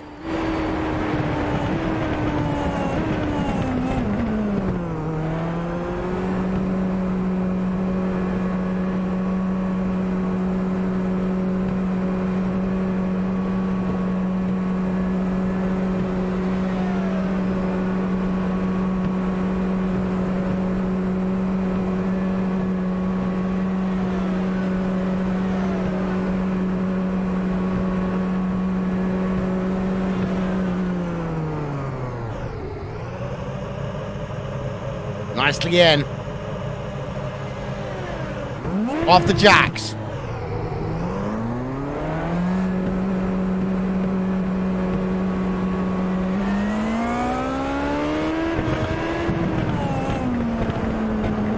And it's not even 5th place, it's 4th. But Timo Isinniemi, he comes out ahead of Andreas Warner by 1.1 seconds. Fantastic pit stop then. Fantastic strategy by Timo Isinniemi.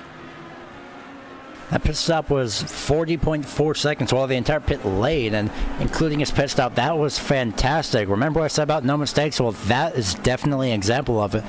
So now, I think Isinniemi has the advantage for the rest of this race, unless he can catch it, unless Henry Bennett keeps that lead that he has right now.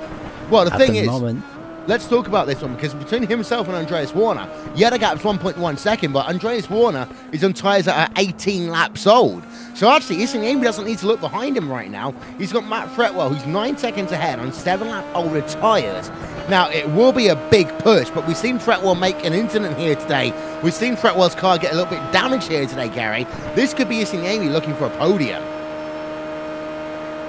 I definitely would not be surprised, Will, if somehow Isinniemi lucks out and gets to that 3rd place position. But right now, looks like we're going to have to wait one more lap for a lap time comparison between Fretwell and Isinniemi. But it's definitely going to be quite interesting, especially since, well, like you mentioned, Fretwell has a little bit of damage in 7-lap older tires. That's definitely going to play into effect ever so slightly. Yeah, we're coming to 10 to go here then on Racesport TV and on iRacing Live. We'll be back in 90 seconds time.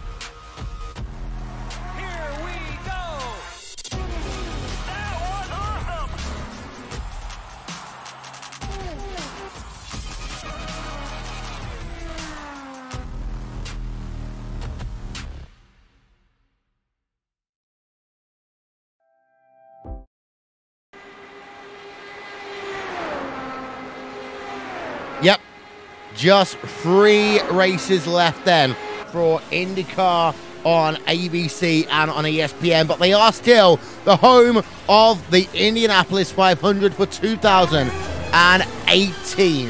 So catch qualifying next weekend on the ESPN playouts. Watch ESPN, and of course also on ABC with the 102nd running of the Indianapolis 500. Start time for that one, 11 a.m. Eastern time. Their telecast presented by Firestone. As well, we're here at the Indianapolis Motor Speedway on the road course. I want to give a shout out, by the way, to Adam Bestwick, to Scott Goodyear, and to Eddie Cheever for all the work they have done with IndyCar and ESPN. We also say the same to Dr. Jerry Punch, to Rick Brule, to Jan Beekers, as well as, I'm missing one person, Marty Reed, of course, who is the host of IndyCar and ESPN. We've had some fantastic names over the year. Lindsay Zarniak, for example. Brent Musburger, hosting Indy 500 coverage. Brent Musburger has done pretty much everything imaginable, Gary. And so many names are part of the Indy 500 on ABC and on ESPN. And yes, on one hand, we've got to be sad because, let's be honest, it's become a tradition over the years.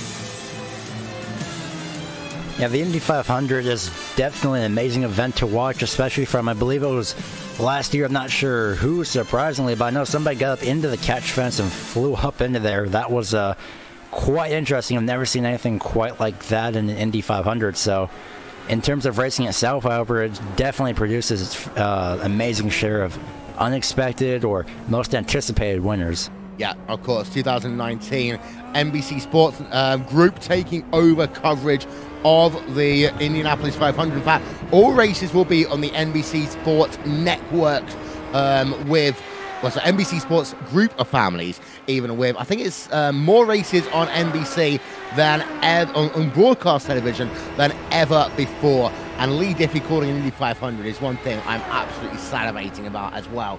Austin Espartee then closing up to the rear of Henry Bennett in towards turn number 1. The gaps, well, they're static. One lap, Bennett pulls away, and the next lap, Espartee pulls it back, Gary. Yeah, essentially these drivers are pretty much equal in terms of lap times, and almost quite literally, except last time around it was Bennett that was about a tenth faster than Espartee, 15.137, and then a 15.265 for Bennett, so, or sorry, for Espartee. Yeah, as we will keep an eye out on this one over the course of the last couple of laps here. Don't forget, by the way, you can get socialverse.com/RaceWhatTV on the Facebooks, at RaceWhatTV on Twitter, of course. Like, share, subscribe on YouTube. Do all those things that apparently we have to do on YouTube to make ourselves more popular. But again, if you're after Indy 500 coverage, in terms of the iRacing version, the 9th annual Indy 500 pre-race show and exclusive coverage only on Facebook Live through our YouTube, through our Facebook Live channel even. Andy Warner, Timo Isinniemi. I thought that Isinniemi was going to pull away. It's not actually been the case. Andy Warner took 3 attempts out that last lap by, and he is closing down. He's within a second now of Isinniemi in the battle for P4. Yeah, I'm not sure if Isinniemi is losing time or he's playing conservative right now, but so much for not worrying about who's behind him, but now he may have to start worrying as Warner's appears to be slowly closing into that slipstream zone. And at this point, you're pretty much just barely on the tail end of that, so he just has to get a little bit closer for Warner. But Isinniemi has to get going pretty much right now, especially since, well, Isinniemi's on fresher tires. Yeah, and one thing I did notice, though, that Isinniemi is faster through turn 12 and then run down towards the start-finish line. In fact, he get about 4 tenths to a second in that process, so maybe Andy Warner is just using a higher downforce setup here today that is better in terms of the tyres, but as a consequence of that, he loses straight line speed. Yeah, that could be it. You could be sacrificing the straight line speed for all that, and I would not be. I'm not honestly that surprised as well. This is pretty much the only straightaway, the back straightaway, and then you have, well, the NASCAR Turn 2, NASCAR Turn 1, and then the front straightaway of the Indianapolis Motor Speedway. So it's not exactly a large straight line. It's not even a straight line, essentially. So apparently that would mean that Warner is just a little bit faster inside the road course section, while Isinemi is faster on the straightaways. Yeah, let's actually have a look at the speed for Andreas Warner right now. 170 miles an hour. And just having a look at the gap at the same time as they come past the start-finish line. He is losing time, actually. He's losing a tenth, 2 tenths. Yeah, he's losing himself about, I would say, about 6 miles an hour down the start-finish straight. And that's what's going to hurt him. Even if he does get into the draft, I don't think he'll be able to get himself past overall. And the thing also is, I talked earlier on, I thought Andy Warner was hitting the rev limiter coming into one. Yeah, I believe you did mention that as well. And I was looking at the speed for Isinemi. He peaked at 177 just before the corner, while Warner peaked at 172 miles an hour. So that is going to be something that's going to be playing into effect to see if Isinemi can possibly pull away, or if Warner can catch up to Isinemi in these closing laps here. Battle for 13th place, Andrew Adair Saunders in the number 4 machine versus the Tequila Patron number 88 car of John Elmsweimer. This is going on track right now, and having a look at the lap gaps between them, it is actually the driver of John Elmsweimer who is closing up to the rear of Andrew Adair Saunders. He's got himself 6 laps really to do it now. But again, it will come down to who's the fastest driver on the exit through 12 down towards the run towards 1. Yeah, see if Emswiller can catch up and use that slipstream to his advantage here, as looks like he is within the distance. So if he sticks full throttle and stays right behind that back bumper of Adair Saunders, and he will.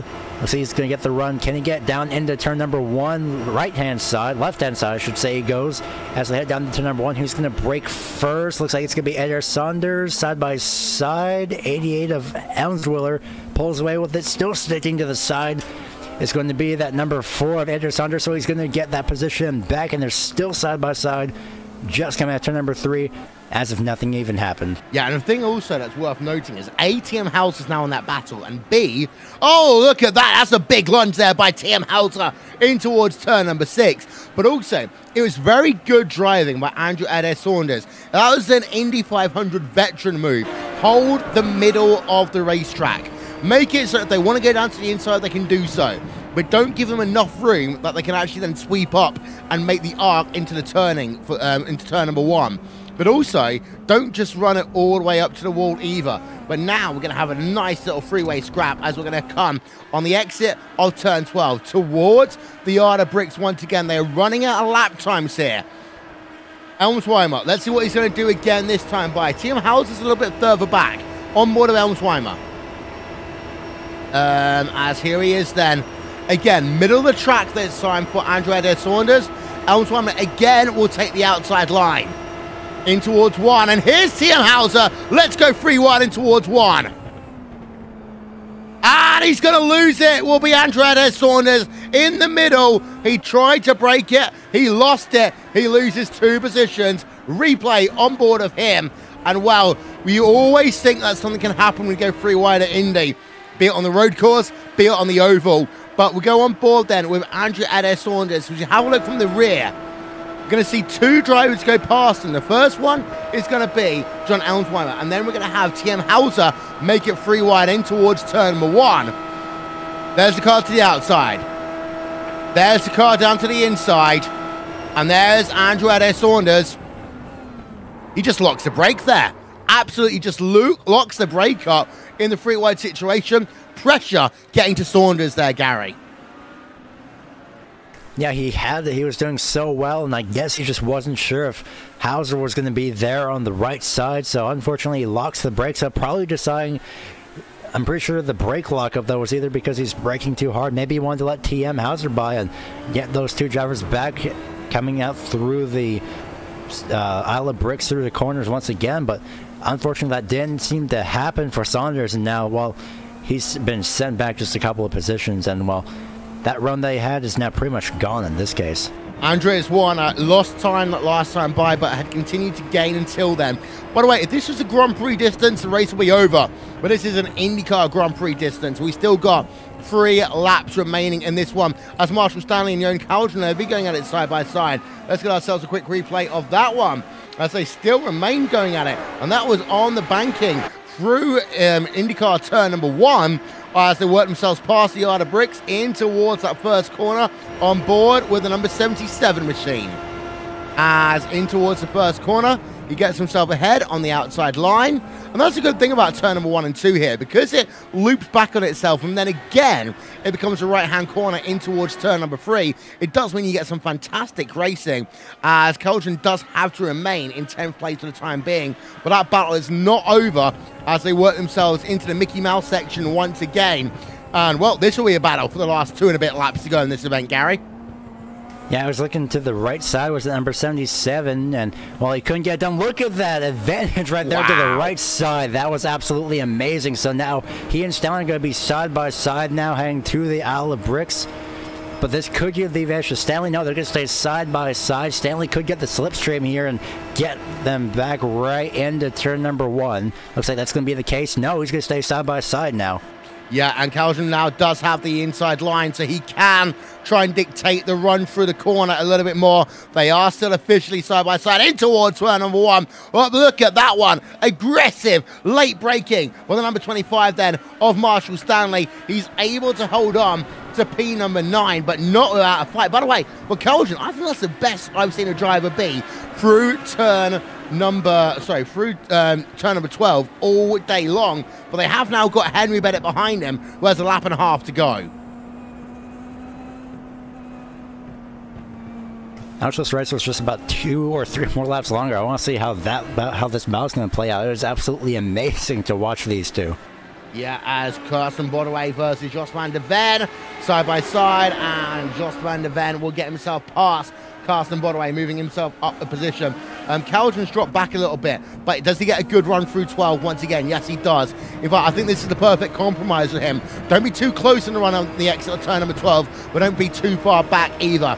Now, you're going to have to go around the outside if you're Yoni. We are going to come to the white flag lap this time by. So 1 more lap to go for your race leaders. There will be 2 more laps to go, though, for these guys as they head themselves past the yard of bricks towards turn number 1. White flag officially out. Henry Bennett right behind this duo. And Yoni, well, he will actually get a run. Don't make contact because Henry Bennett is right behind you. But Jörn Carlsen will get himself up to P number 9. Oh, they make contact. And Carlsen gets pushed off the racetrack then on the final lap of the motor race.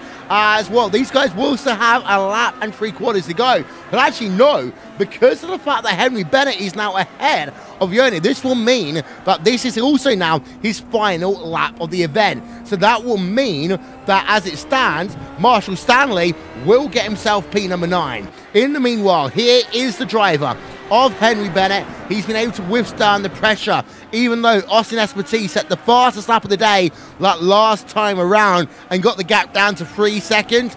It doesn't matter if it's 3 seconds or 3/1000ths of a second. It's whoever leads at the yard of bricks who gains themselves an IndyCar victory at Indianapolis. Henry Bennett then works himself out of turn number 13 for the final time. He will be a winner here at the Indianapolis Motor Speedway, and it will be Henry Bennett who claims victory in round number 4 of the championship. Austin Espartee will come home in 2nd place. It is worth noting that Marshall Stanley did actually get put a lap down to the driver of Henry Bennett as well. So that battle is really over for P number 9.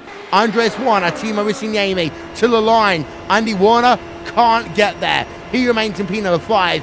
Timo Risignemi in P number 4. Great race here today, Gary. Great race. And Henry Bennett, well-deserved victory by him. Yeah, that was an amazing performance by him. I'm still watching the battle between the 88 and the 56 right now. I don't think Amswaller can do anything as of right now as they head to the Isle of Bricks. Not enough time. So that's going to round out that little battle there. I saw the positions swapping there on the final lap. It was most likely in the first portion of that road course. But for Henry Bennett, that was an amazing performance by him. I think he led pretty much almost every lap here today. I think about 70 laps.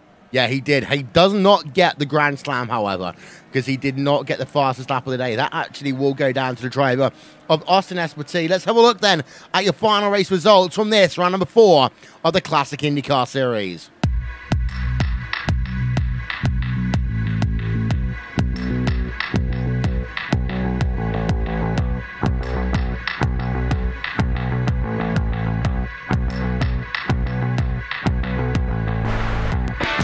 Well, it's Henry Bennett who claims victory by just under 3 seconds. Henry Bennett claims victory by just under 3 seconds from Austin Espartee, with Matt Fretwell coming home in 3rd place. Timo Isinemi in 4th, and Andreas Werner rounding out your top 5. Some big movers here today, Austin Espartee being one of them. Robert Grosser up 6 places. Matt Cook 7th, and then Hans Pitkinen in 8th. He's also a big mover here today. Marshall Stanley in 9th, and then Jon Kaljan in P number 10. Of course, we saw that battle between Stanley and Kaljan handing up into your final couple of laps. Behind, you've got yourself Jos van der Ven in 11th, Carsten Bodway in 12th, and Tim Hauser in 13th, with John Elmsheimer in 14th, Andrew Adair Saunders in 15th, as though the drivers scored 1 lap down. By the way, we only had ourselves 8 drivers scored on the lead lap. Drivers scored 2 laps down: Matt Molnar, Mike Gerlicher, Franz Josef Sturm, and Benjamin Gregory, with Randy Shoemate classified as 3 laps down in 20th position.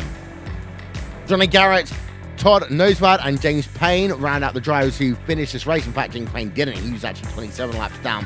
And then your retirees: Tyler Vickery with Klaus Pedersen, Andrew Aitken, Caleb Weekly, Jonathan Diggs, Adam Shipstone, and Noel McBride. They round out your field with these 3 drivers as well. 33 drivers took on the challenge of the Indianapolis Motor Speedway road course, but only a few of them finish on the lead lap. We're going to step aside for a few moments here on Racesport TV and on iRacing Live.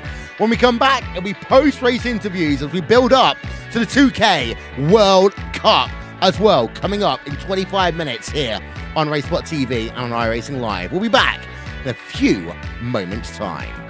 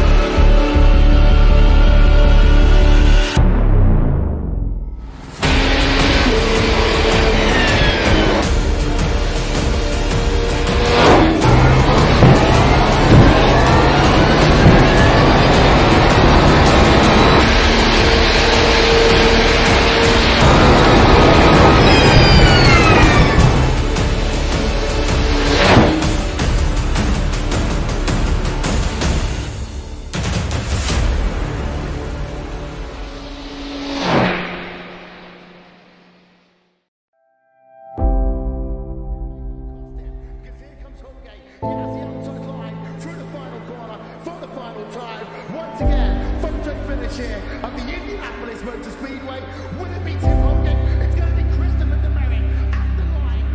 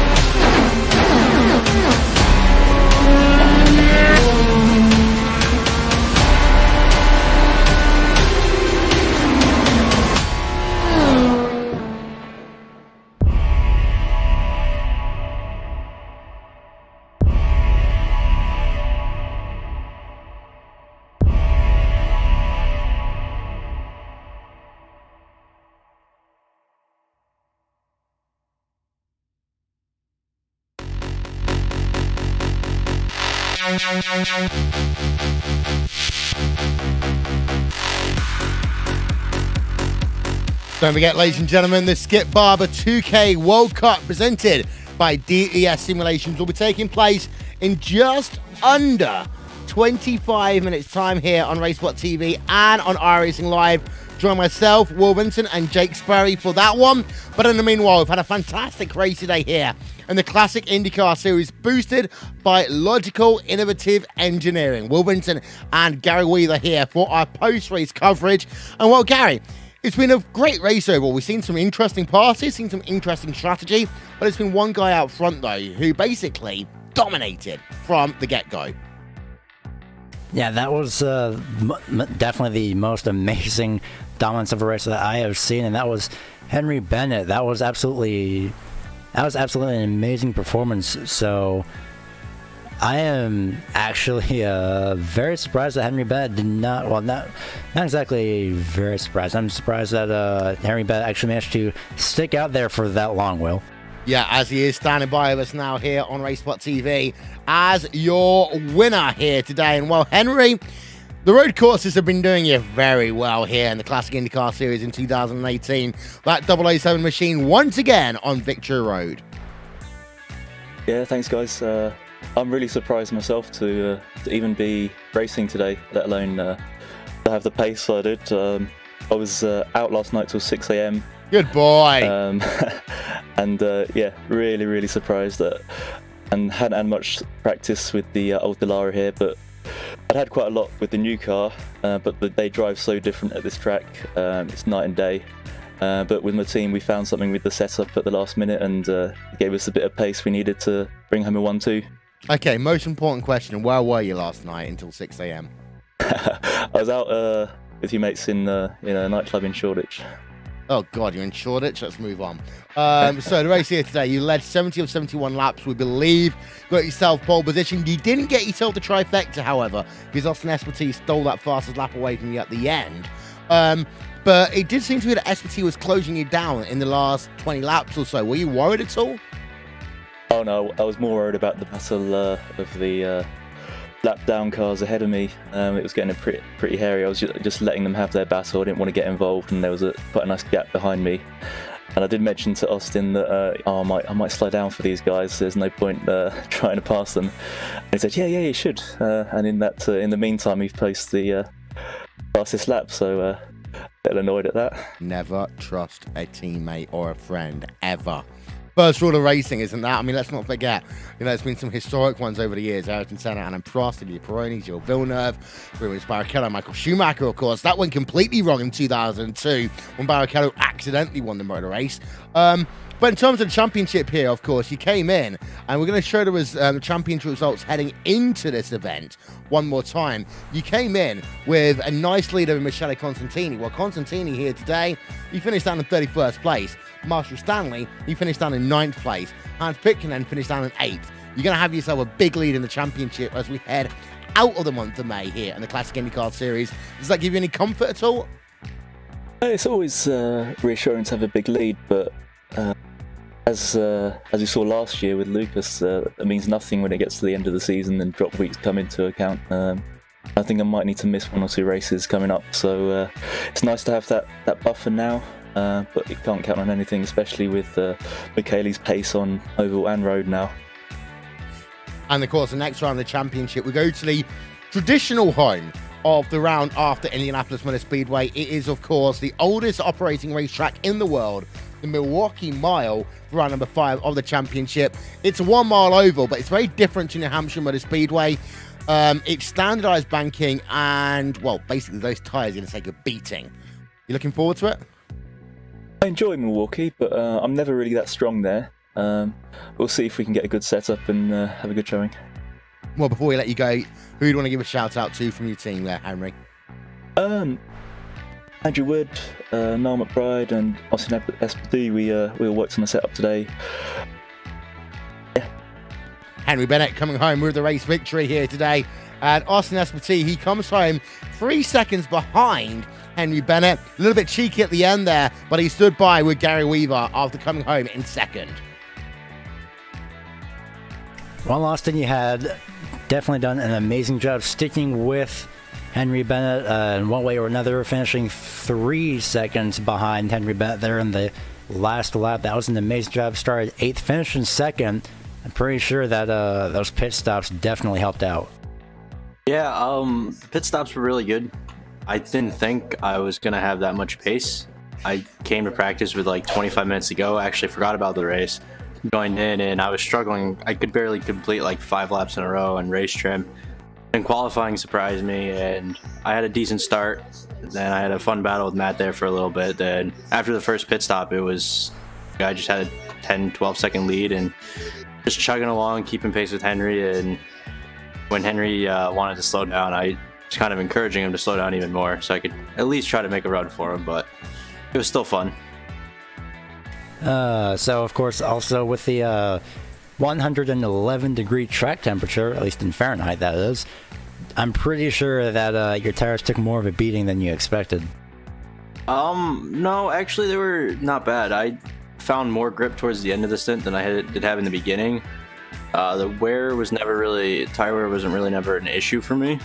Henry had +2 weight jacker on for like half the stint, which seemed to make him faster, and then he didn't realize that, then I did it, and I was going faster too, so definitely seemed to help. Tire wear in these cars seemed non-existent compared to the new car, which is here at Indy Road this week, and I was struggling, so I thought I was going to struggle here as well. Luckily you didn't, and so much for Will saying that the weight jacker doesn't do anything on a road course, so well, it did do something. It shouldn't do anything on a road course. You're exploiting the system. Well, that was definitely an exciting race. So before we let you go, Austin, any shouts that you'd like to give to friends, family, teammates? Just Henry Bennett. He really just gave me a setup within 20 minutes to go, and he built it, and it was really fast and stable through the entire run. It's just him, Niall McBride, and Andrew Wood. Well, we're going to go ahead and let you go. Congratulations on your second place finish here, especially after starting 8th. That was an amazing, amazing performance by you and Henry. Thank you. That was Austin Espartee, then second place here today. As we're going to head it over to third place, Matt Fretwell, who came home in third after qualifying in second place here today. Well, Matt, crazy start to this motor race. You got yourself into a good rhythm, but you end up losing out to Espartee at the end. Talk us through your motor race. Oh gosh, there was so much going on in that race. I think I had a bit more downforce than everyone else, so I was suffering down the straights, but that enabled me to overtake around the corners quite well, so just lacked overall pace compared to Espartee and Henry, unfortunately, but still a good race. What's the trade-off between running low downforce and high downforce here? Because we've seen it on the World Championship Grand Prix Series yesterday with some drivers taking a high downforce setup compared to a low downforce one. We've seen it here today, and I think we saw at 1.6 mile an hour difference between certain drivers past the yard of bricks in towards turn number 1. How do you make the decision on whether to take high or low? I didn't really make the decision, unfortunately. I'd only been in the car for about 2 hours before this race. Were you out until 6 o'clock in the morning as well? No, unfortunately, nothing fancy, but hey-ho. But the trade-off, you put more downforce on the car, you go slower in a straight line, round the corners you're faster, in the braking zones you're faster. So fortunately I was able to make up for time round the corners and in the braking zones, but just lacked straight line speed compared to Henry. Well, you come home third place here today. Next race out will be the Milwaukee Mile. And I'll tell you one thing, I once spent a weekend in this car doing about 1,400 laps. Still couldn't get the hang of the place. It's such a difficult racetrack. In fact, I would call it the hardest oval there is on iRacing. Not to put any pressure on you, but what do you think your thought's going to be in a couple of weeks' time? I'm not actually supposed to be here. I'm just filling in for my friend Ryan, who's sadly broken his arm. So I'm not sure if I will be racing in 2 weeks' time. Would love to, but we'll have to see. We'll have to see. Yeah. Well, of course, get better soon, Ryan, because, you know, broken arms. I mean, I have actually known one driver race with a broken arm before. That was on a road course, and that was Gil Guez. We'll talk about that one in a moment, because Robert might be able to bring us up to speed and confirm that one of me. But, Matt, before we let you go, you want to give a shout-out to? I'd like to say thank you to Ryan, thank you to James and my teammate, and yeah, thanks to you guys for putting on a great live stream. Thank you very much. Well, thank you, Matt, for coming home in third place here today. Okay, we're going to do rapid fire time here now on RaceSpot TV. We're going to start it off with Robert Grosser. Robert, before we go any further, was it teammate Yoguez who had a broken arm and raced at Watkins Glen once in an IndyCar? A teammate of Vortex? Yoguez. Ah, right, yes. Jesus Christ, I almost forget that one. Yeah, that was incredible, wasn't it? Yes, it was one-armed around Watkins Glen International. I think that was a couple of years ago on Friday Night Prime Time. But your race here today, P number 6. You've been up and down in it, been in the wars a little bit. You and Andy Warner had a little bit of a ding-dong. Talk us through your race. Yeah, it never got really boring, I have to say. It was nice. It was some nice fighting with Andy, with Matt. And very exhausting in the end. It was really hard to keep the focus. Next time out will be at the Milwaukee Mile. And I say it's such a tough oval racetrack. Are you looking forward to it, or are you about as scared as I would be? No, I'm not scared. I'm really looking forward to it. I'm hoping to score big points, and I think I can do it. Well, Robert Grayson then coming home in P number 6. Right behind him, Matt Cook, P number 7. Cookie, it wasn't a great qualifying for you, but you worked yourself through in the race. Yeah, absolutely, Will. Starting at the rear of the field really made it a little bit difficult to work my way back up. That first lap was definitely interesting, but made it through. Didn't get any incidents, and I'm happy with the result. Next time out, Milwaukee Mile. Is Old Man Krosno going to give you some advice, or do you think you've got enough on your own to get victory? Yeah, definitely going to take some help from Randy on this one. He's got a lot more experience, and I'm looking forward to it. That is Matt Cook then coming home in P number 7. And finally, Andrew Edersones, P number 15 here today. Well, Andrew, not the kind of... Oh, no comments at all from Andrew Edersones. So we're going to just wrap things up here then from the Classic IndyCar Series. Gary, well, thank you for being a part of our coverage here today in place of Jack Stars. Thoughts about the Classic IndyCar Series? Yeah, this was absolutely amazing. Watching this made me want to race in this, but I'm not too good at open setup, so I'd rather do a commentary for this instead. This was definitely amazing to watch. Well, before we say goodbye, there's a couple of people who we will like to thank here on RaceSpot TV. I just need to do one thing very quickly on a graphic. There we are. We can then say thank you to the following people. Of course, Isvan Balao, TrackCams22.com, and also to Andreas Warner and One Design, the official graphics partner of RaceSpot TV. Simon Grossman, Actioneering.com for ATVO and overlay development, and of course, Nick Thisson for RaceSpot TV, live timing and scoring. We are going to take a 2-minute commercial break, and then it'll be build-up time for the 2K World Cup here on RaceSpot TV and on iRacing Live. Thank you to Gary Wheeler. Jake Sparrow will be joining me on Open Wheel Sunday in just a couple of moments' time. Goodbye from the Indianapolis Motor Speedway. We'll be at Donington Park in just a few moments' time.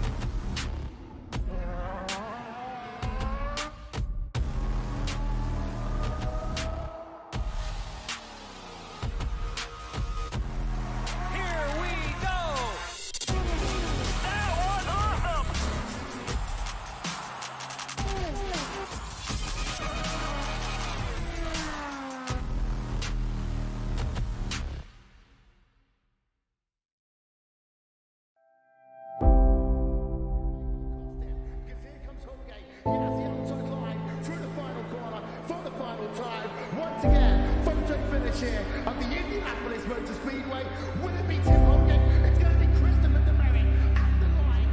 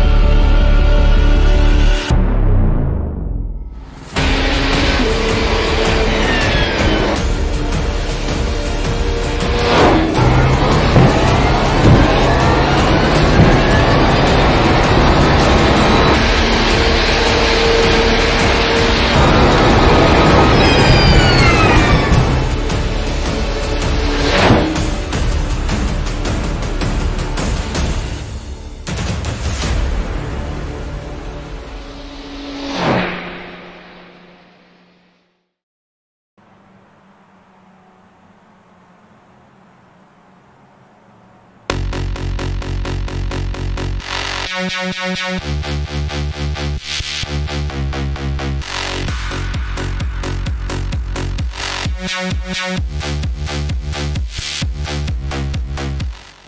half of Open Wheel Sunday is complete here on RaceSpot TV, and in just one moment's time on YouTube Gaming, we are going to welcome you over to coverage of the 2K World Cup